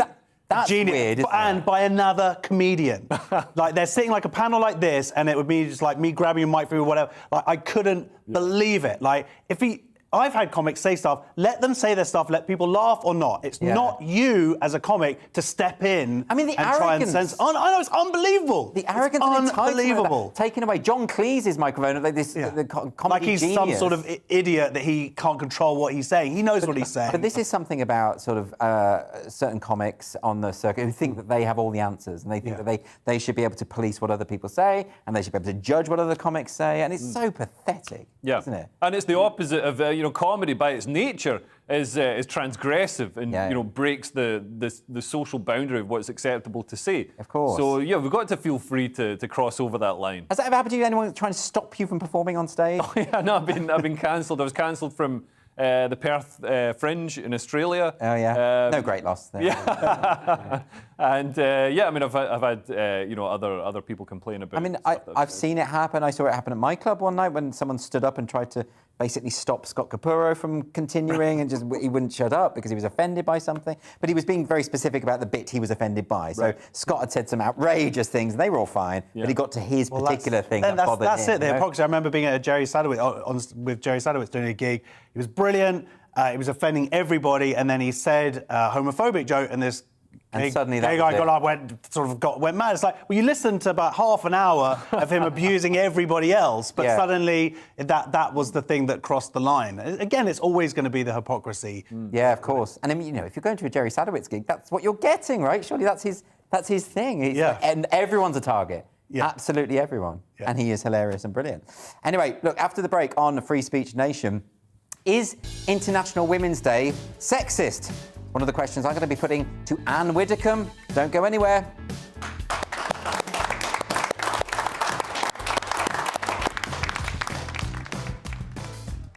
On Mark Dolan tonight, who is the high-profile comedian that's used the C word about me? Find out in my big opinion just after 9. In the big question, should President Joe Biden think the unthinkable and reach out to Donald Trump to strike a peace deal with Russia? My Mark Meets guest is the legendary NHS cardiologist and weight loss expert, Aseem Malhotra. Can he get you lean, trim and healthy? Plus my alternative news headlines, tonight featuring the Spice Girls and Vladimir Putin. And on my panel, radio and Fleet Street legend Mike Porky Parry. See you at 9.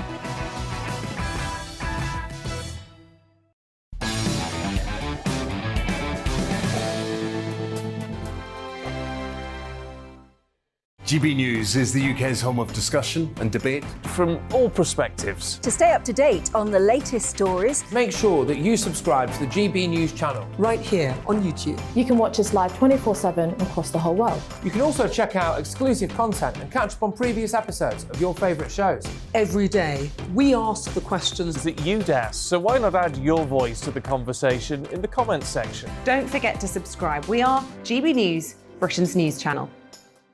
Every night at 11 on GB News, we bring you the next day's stories the day before. It's basically like time travel. If it's a big story, we'll cover it, guaranteed. But we'll also have some fun along the way. Big opinions, big laughs. Sometimes big hair. This is Headliners, the paper review show that won't send you to sleep like the others will. 11 p.m, 7 nights a week. Join us.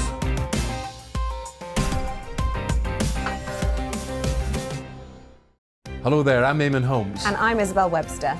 And we hope you can join us for Breakfast with Eamon. And Isabel. You make me laugh out loud, belly laugh. Is that important first thing in the morning? Yeah, absolutely. And there's me trying to be deadly serious.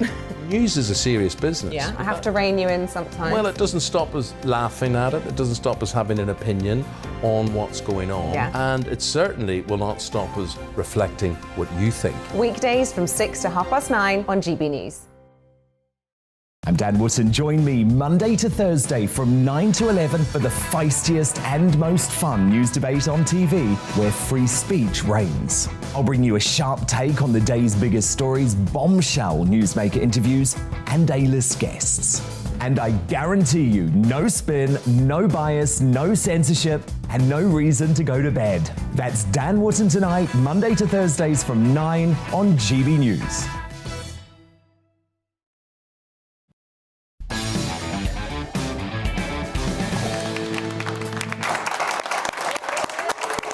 Welcome back to Free Speech Nation with me, Andrew Doyle. So on Tuesday, many people took to social media to celebrate International Women's Day. Among the people to post was Piers Morgan. He said, "Is it over yet? I'm starving," was the gist of the image he posted on Twitter.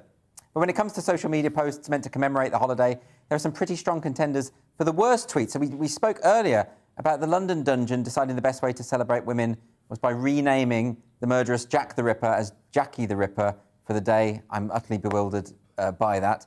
But was the day an overall success? So joining me is former MP Anne Widdecombe. Anne, thanks for joining me today. Thank you. Hello. Do you think that International Women's Day is still a necessity in this day and age? No, I don't, and I think it's pretty patronising. We don't have an International Men's Day. I do see the point of drawing attention to the plight of women in particular parts of the world where, for example, there isn't women's education or women bear a disproportionate amount of the burden of carrying water, etc., etc. There are things, useful things that you can say, but I didn't hear many of these useful things said. But that's the point, isn't it? I mean, there are certain states in this world of ours where misogyny is built in to the system. I mean, if you think of Saudi Arabia, for example, women in Saudi Arabia just simply don't have the rights that we have. Do you think that maybe it's a matter of priorities and that feminists should be looking outward a little bit more? Well, I certainly think feminists should be looking outwards, but I also think, look, let's be totally realistic about this. Saudi Arabia isn't going to change its policies because we have International Women's Day. That is something that you build up pressure over time. I just think we ought to get a sense of proportion. Now, it's International Everything Day, and as I say, I think there are issues. Those issues need addressing. I am not convinced that they're addressed by a day devoted to women. Are you suggesting that the Taliban won't change their view on women after a few hashtags, Anne? Because I'm not sure. Maybe it's more powerful than you think. But you yourself, I actually think the Taliban might not even bother reading the stuff. I don't know. They're very much active online, I'll tell you that. But Anne, you have benefited insofar as that you came up through the ranks as a politician at a time when surely it must have been particularly difficult as a woman. You owe a lot to feminism, do you not? I do not. I was a 1970s feminist when our line was, all we want is equality, give us equality, level playing field. We'll show you we're as good as, and in some cases better than the men. That was the challenge the feminists threw out in the 70s, when I may remind you that was a period when it was perfectly lawful, it was when I was a graduate, for an employer to advertise one job with two rates of pay underneath, one for men and one for women. That was lawful. That was what we were fighting then. But in the 90s, all that changed. And it suddenly became one massive whinge. Oh dear, we haven't made it on a level playing field. Now we want that playing field tilted towards us. Now we want quotas. We want all women shortlists. We want positive discrimination. That, to me, is not feminism, and I owe nothing to that sort of feminism. I owe it to those of us who, like me, were asking for equality. We never wanted the whinging rot now. I can remember it being said in the 70s, oh dear, you women talk about equality, but you have this thing every month and you go through the menopause. And we said, nothing to do with it, no worse than a winter chill. What's the fuss about? Now, firms are supposed to have menopause policies and the whole thing's gone absolutely bonkers. So are you suggesting, Anne, that you feel that there's a kind of a way in which feminism has taken a turn to the extent where women are saying we're victims, we're weak, and your approach would be very different, I suppose? That's exactly what I'm saying. I mean, if you think of the suffragettes who were campaigning for the vote, they didn't whinge, they didn't talk about victimhood. And if you look at the 70s feminists who really were fighting serious inequality, they didn't talk about victimhood. But now, the truth is, we won. And there's never such a thing as the cause complete. Somebody's always then got to find something else to try and have a grievance about. And so having won, it's now changed completely.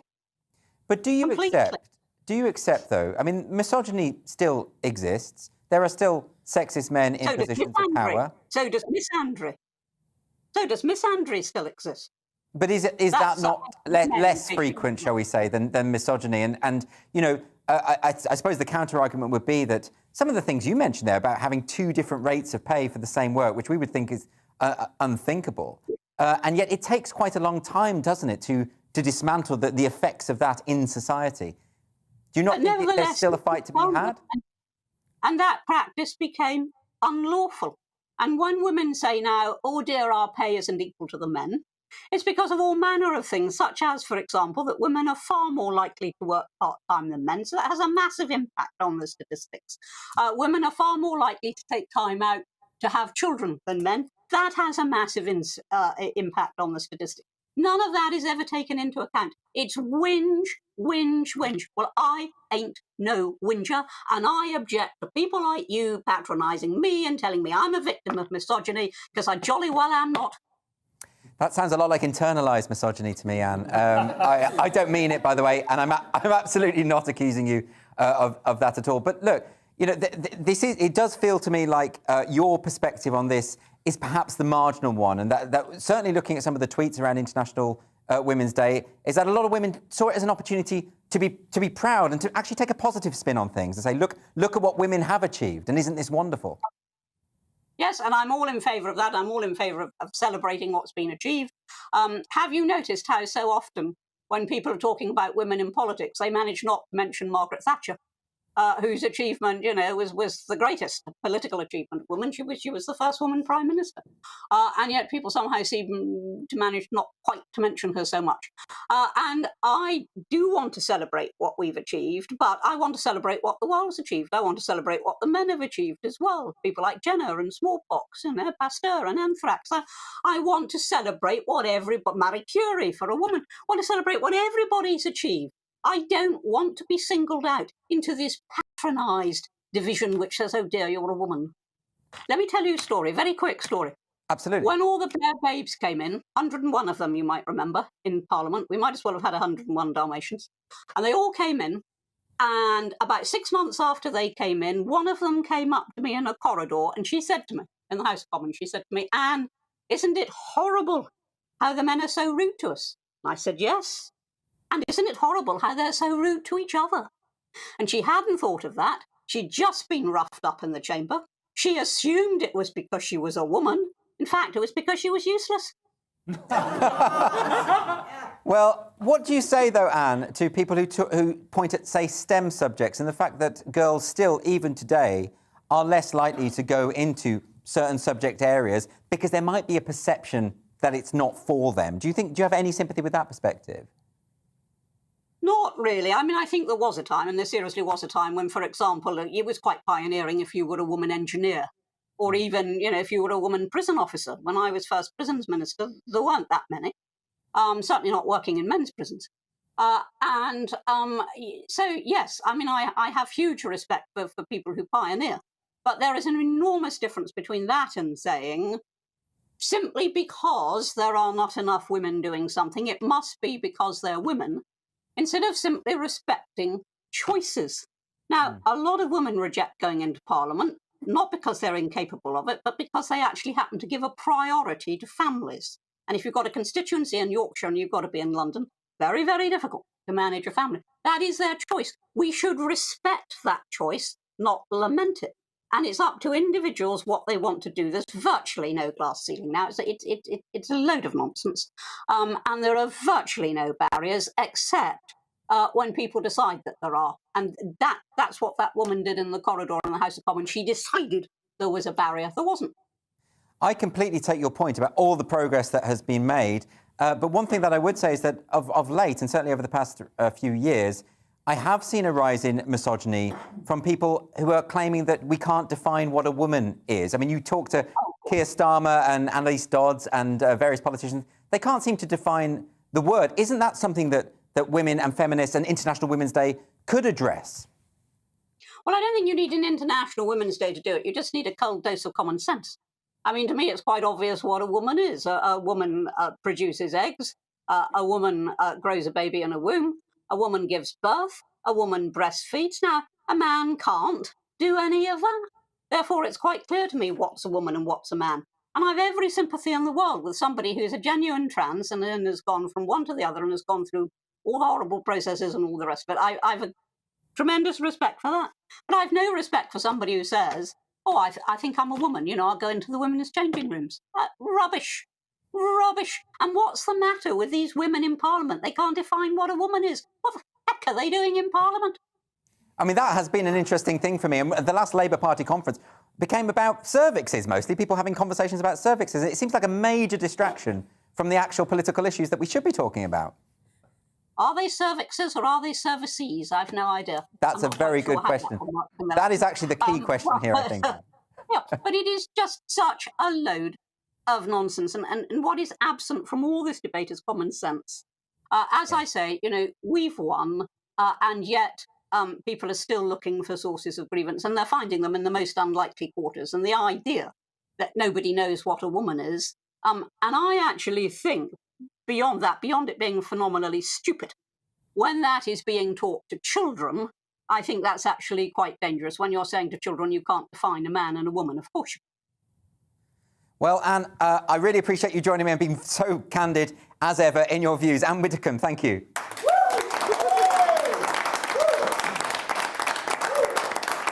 Now, I'd like to bring in my panel. I mean, Anne doesn't mince her words, does she? I just wish she wasn't just so much on the fence. I mean, I found it quite hard to concentrate because I was wondering why she had 100 of the same book in the background. But no, there was a huge amount there that I agreed with, and it's very refreshing to hear a politician say it. I mean, what do you think about this, Leo? I mean, you come from the right, I suppose, and she made a very good point about Margaret Thatcher.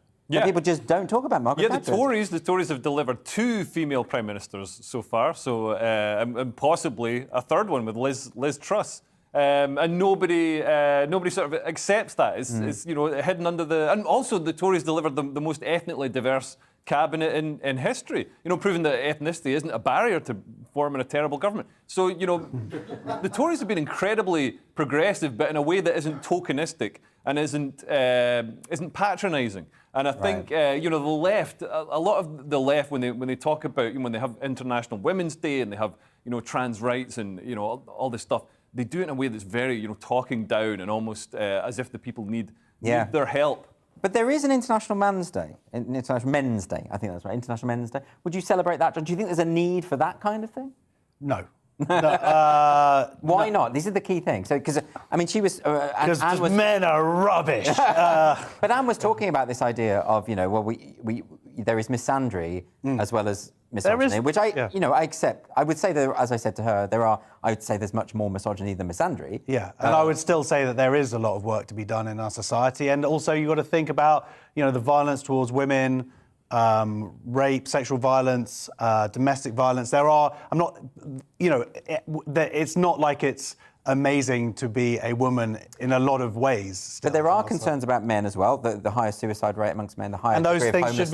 And those things should be highlighted as well. So, bring it on. But I would say that those issues seem to be have a higher proportion. I mean, you look at the number of women still being murdered in the UK, it's ridiculous. Well, I know we've been talking about the J.K. Rowling tweets this week and things, and I have to say, some of the misogyny I've seen aimed at her has really shocked me, insofar as there's stuff there I haven't seen for decades, honestly decades, where it's been outright anti-woman hatred, talking about, genitalia, really sort of vile attacks, sexual threats, that kind of thing. And this whole debate around the trans issue, for some reason, has reignited this these misogynistic tropes. Why is that happening? It's because people feel that they're righteous. It's like the witch hunts in the old days. The people doing it felt they were doing the right thing. They were doing God's work. So they felt incredibly pure and righteous when they were doing it. So when the trans activists are taking on TERFs, they again feel really righteous and like they're doing the right thing, almost like they're given this divine power. But so even when they're sending... It removes any self-criticism or any self-awareness of what they're actually doing. But can that be right? Even if they're sending violent threats, they can still think they're righteous, you think? Yeah, absolutely, because the TERFs are evil. They've dehumanized TERFs. They're subhuman, so they can say what they like. There's a deeper irony there, where a lot of, if it's trans people, or not all trans people, if some trans people or people who consider themselves trans are sending these abusive tweets, considering themselves to be women, well, that abusiveness is coming from, it's a masculine place. You don't see a lot of women sending these kind of death threats, rape threats. It's great to sit back and watch feminists and trans rights activists go at each other as a misogynist transphobe. It's a great time. Thank you for that, Leo. Always candid. Anyway, still to come on Free Speech Nation, we'll be taking a look at the stories that have created a storm on social media this week. And I'm going to be giving my verdict on your unfiltered dilemmas with the help of my lovely panel. We will be back in a couple of minutes.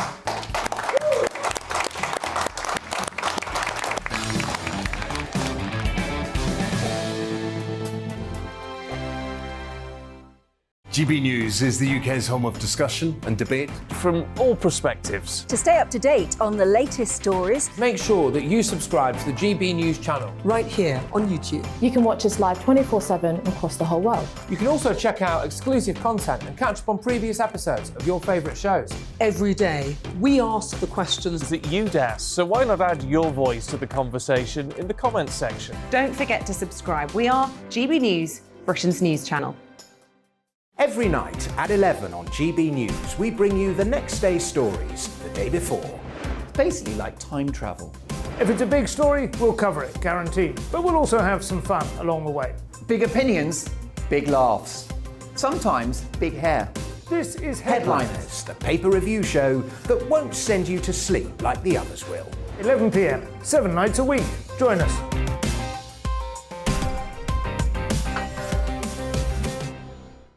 Hello there, I'm Eamon Holmes. And I'm Isabel Webster. And we hope you can join us for...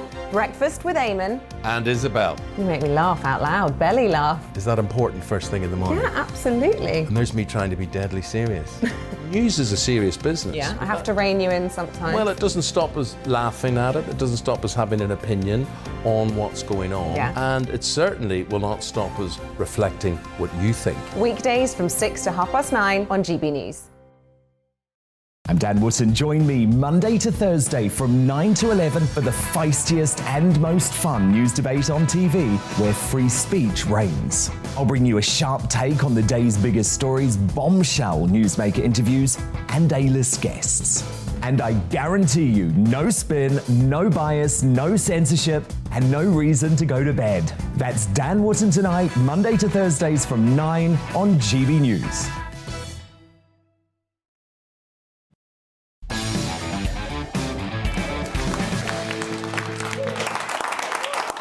Welcome back to Free Speech Nation.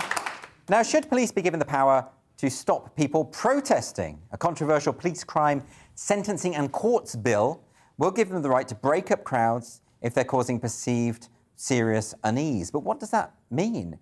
Human rights experts from across the political spectrum have been loudly voicing concerns about how the bill will stifle the right to protest. In a democracy, people hold different opinions and should be able to voice them. So is this bill fair and transparent? Or is it something more sinister? So to help me answer these questions, I'm joined by human rights lawyer and legal counsel for ADF UK, Jeremiah Ignabole. Thank you so much for joining us today. So, Jeremiah, a lot of people at home don't necessarily know about this because this hasn't had much media attention, this bill. What is the problem with this bill in a nutshell, in your view? Well, in a nutshell, there's broadly three problems with the bill. The government have pitched the bill as a bill introduced to give the police greater powers. Yes. But in effect, they've essentially given police a free hand by giving them the powers to impose any conditions on protests which they consider to be necessary. Yes. So that's a subjective interpretation, essentially, of restricting the liberties of individuals if they consider that action to be necessary. What are the criteria, though? I mean, they talk about serious unease, causing unease, or noise, this kind of thing? Well, absolutely. Serious unease is a phrase that's previously unknown to criminal law. Yes. So that's an extremely low threshold of Yes. criminality. There's also phrases causing serious unease, serious alarm, serious distress. Sounds very subjective, doesn't it? And it's not only these phrases, but it's also just the risk of these things being caused. So, for example, somebody could be on the street protesting, which has now been redefined to include just one person. So it's not protesting the way that we may think of, hundreds of people or 10 or 20 people or so. It includes one person. And that individual could be saying, for example, espousing gender-critical viewpoints, since that's very topical at the moment. And another person walking by may consider that to be causing them to feel uneasy. Or Well, that's the standard approach now, isn't it? You say that when someone disagrees with you, you feel unsafe because of that. Absolutely. Would that, therefore, with the passing of this bill, be sufficient justification for a police officer to shut that person down? Well, there's nothing on the face of the bill which would suggest otherwise. This is simply a free hand for them to impose conditions. And I think that's what many human rights experts have been trying to highlight as much as possible, which is that the government are giving assurances that this has got nothing to do with freedom of speech, nothing to do with protest. But of course, the police don't enforce assurances, they enforce law. Yes. And so, the government say that this delivers on their manifesto commitment to restore confidence in the criminal justice system. But actually, the irony here is that the criminal justice system, the reason for the loss of confidence is largely because of the lack of upholding fundamental freedoms. Yes. And so, to deliver on their other manifesto commitment, which is to protect freedom of speech at home and protect freedom of speech abroad, they need to give assurances that freedom of speech will be protected on the face of the bill, as opposed to just the assurances that they're giving in word only. And to give an example of that, the Public Order Act, which this policing bill is said to be updating, was introduced in the 1980s. And many parts of that bill, of the act, which is currently used to, were actually introduced to, for example, tackle the hooliganism of football hooliganism in the 80s. And what's happened is that those same laws are being applied now to arrest old people, pro-life individuals, also street preachers, for example. And so there's a serious trajectory of the law which has been applied in a way that it was originally intended to. That's a serious risk, isn't it? Because once you put something into legislation, you don't necessarily know how it's going to be used later on. I mean, I know that some elements of the law that were put into place after the Battle of Cable Street, which they very much had neo-Nazis in mind, were then used against left-wing protesters in the miners' strikes. And so, therefore, you have to be very careful with this sort of legislation, don't you? Quite, absolutely. And there's another part of the bill which actually gives the Home Secretary the power to define in the future what serious disruption includes. And now, when you think, and they can do that by regulations which essentially bypasses the scrutiny of Parliament. And when you think about the weight of that, you're able to restrict a person's liberty, and that individual is unable to predict in which circumstances in which his liberty could be restricted, because it could change in the future. Yes. And, in the context where we champion human rights and fundamental rights across the world, especially during a time of international uncertainty as we're going through now, I think it's only fair for citizens who have voted for a government who have a manifesto commitment for freedom of speech to actually know where they stand in relation to the law. And it's extremely unclear within this bill. I think a lot of people will be listening to what you're saying, and they'll be quite nervous about this idea, because if the government is saying that they can arbitrarily decide to shut down a protest, well, surely a lot of protests of the future are probably going to be against the government. So wouldn't they have a vested interest? And isn't there a danger within that? Aren't you sowing the seeds of tyranny? Absolutely. Well, I think that's one of the concerns I have, is that there is, with this bill, and also actually with much of existing legislation, we have all the ingredients for tyranny if the state machinery so pleases. And actually, where you have fundamental rights, it's only fundamental rights in word if the state machinery can remove it at will. And so it's not actually a right if it can be removed at any point that you disagree essentially with the state. Yes. So for these rights to mean anything, we need to make sure that they're on the face of the law, protected robustly, with clarity in the wording. And that's exactly what we don't have in this bill. But a lot of people will be looking at scenes of, say, Insulate Britain, Extinction Rebellion, where they're causing quite serious disruption to people's lives, even to the extent of preventing people to get to hospital and that kind of thing. Absolutely. Now, so those people might be saying, well, maybe we need a more draconian law to deal with people like that who are causing these kind of disruption that we've been seeing on the screen there. Do you have any sympathy with that perspective? Absolutely, and again, this is, protecting fundamental rights is obviously not to excuse or to advocate in any way, shape or form for the disruption of key emergency services. Nobody wants to see emergency services being prevented from tackling a genuine emergency, right? The problem there is that it's slightly short-sighted. Yes. You can have laws that are intended, for example, to tackle Extinction Rebellion today, but tomorrow will be used to arrest gender-critical viewpoints in the public, or comedians maybe, which we've actually already seen under the public order legislation. Yes. So the intention of the law can only be safeguarded from the trajectory of culture if there's clarity at any given stage. And of course, protests are often disruptive. That's why they're protests. Right? Absolutely. So that we have to have a degree in a free society of some tolerance for being inconvenienced sometimes. I completely agree. And there's this concept of proportionality whereby you have to take every case on a case-by-case basis. So the facts have to be looked at quite radically on an individual basis to decide whether or not the balance has been tipped in favour of freedom, or needs to be tipped in favour of freedom of speech, or whether it needs to be tipped in terms of public safety. And that's the key thing. You have to train police officers to know how to strike that balance appropriately. Whereas at the moment, you speak to police officers. I used to be a Crown prosecutor myself, and you could see that there's a serious lack of training and understanding in terms of protecting and balancing fundamental rights, because they simply consider human rights laws to be too complicated. Yes. And so actually this is an opportunity, a prime opportunity of the government, who is the first kind of update in 35 years, a prime opportunity for the government to actually, make sure that freedom of speech is protected in public order legislation, given the problems that we've had over the last 2 decades. And then, two, make sure that police officers have specific training to understand fundamental rights. Well, it's a fascinating topic. I really appreciate you coming on to talk to us about it. Thank you, Andrew. Jeremiah Ignabole, everyone.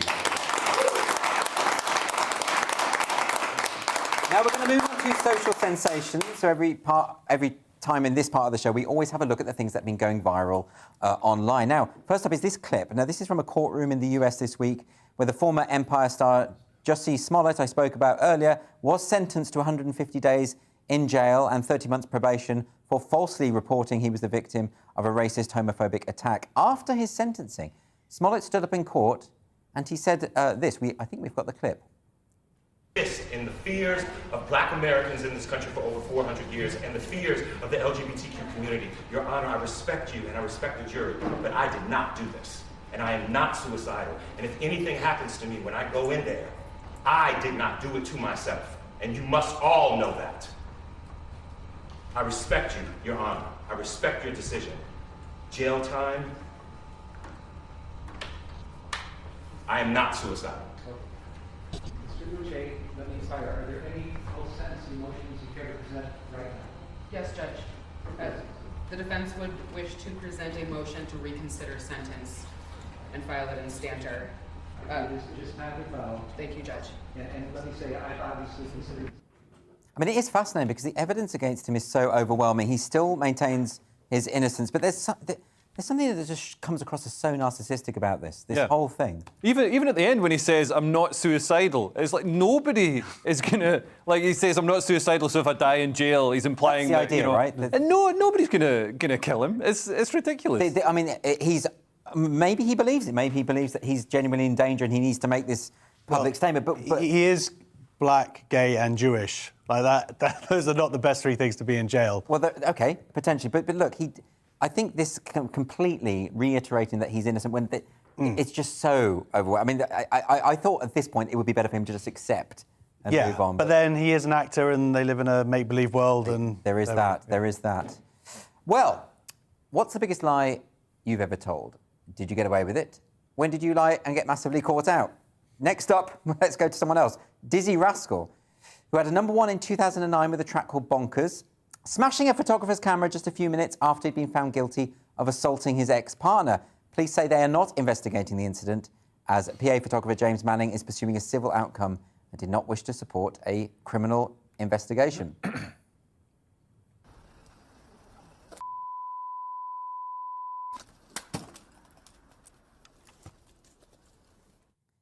I mean, that is quite an astonishing reaction there. Leo, do you have any thoughts about that?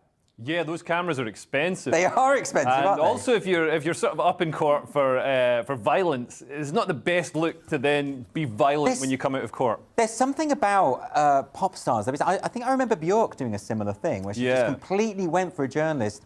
I think, is it fair to say that when you're in the public eye, like someone like Dizzy Rascal, who must be so recognisable and is so famous, and you just think they do get harassed a lot, don't they? And I'm not justifying that at all, by the way. I think that's obviously appalling behaviour. I'm just saying, if everywhere you go, you're getting that kind of thing. I'm sure, but then that's part of the price of being famous, whatever, getting a camera shoved in your face. But there is a danger here that this is like, now if he goes to court, if he did go to court for that, and then he gets taken a photo of him when he comes out of that court judgment, this really could go on forever. It could. There'd be a lot of broken cameras. Yeah. You're right, that does look like an expensive camera as well. Sometimes it goes the other way as well. I don't know if you remember Jamiroquai.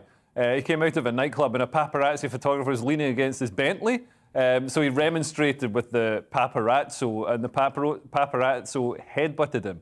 And everybody cheered, I believe. I do like that you use the singular paparazzo there. Yeah. Not many people Authentic do that. Italian. Very authentic. Look, we've got time for a quick dilemma from at home, our unfiltered dilemmas. Our first one is from Sophie in Cheltenham. Sophie says, not a particularly funny one, guys, but my family home has some spare space. Should we be offering to take in Ukrainian refugees when the scheme opens tomorrow? So this is interesting. I was speaking to Sajila about this the other day on Headliners because now the government as well is sort of saying that they're going to give you £350 a month, I think, to take people in. Josh, do you think that's... That's amazing. I think that's an incredibly generous and kind gesture to do, and I hope people, if they do have space, do it. I don't have any space. I can barely fit my own children. Well, you've got 5 children, haven't you? 5 children in a flat. But isn't there a worry out here that isn't this something that the government ought to be dealing with, in a way, that they're sort of kind of outsourcing the problem to other people? Yeah, but I mean, I think that the government doesn't have an unending supply of housing stock, so this is an attempt to do it. And they're offering a £350 a month bonus. I mean, I don't know how much Ukrainians eat, but yeah, that could be a good deal. Well, you've heard it there from Leo. That's his advice, as sage as ever. Thank you very much for joining us for Free Speech Nation. This was the week when the creator of Hogwarts took on Keir Starmer. Jussie Smollett was sentenced for organising an attack on himself, and witches in Scotland finally got the justice they deserved.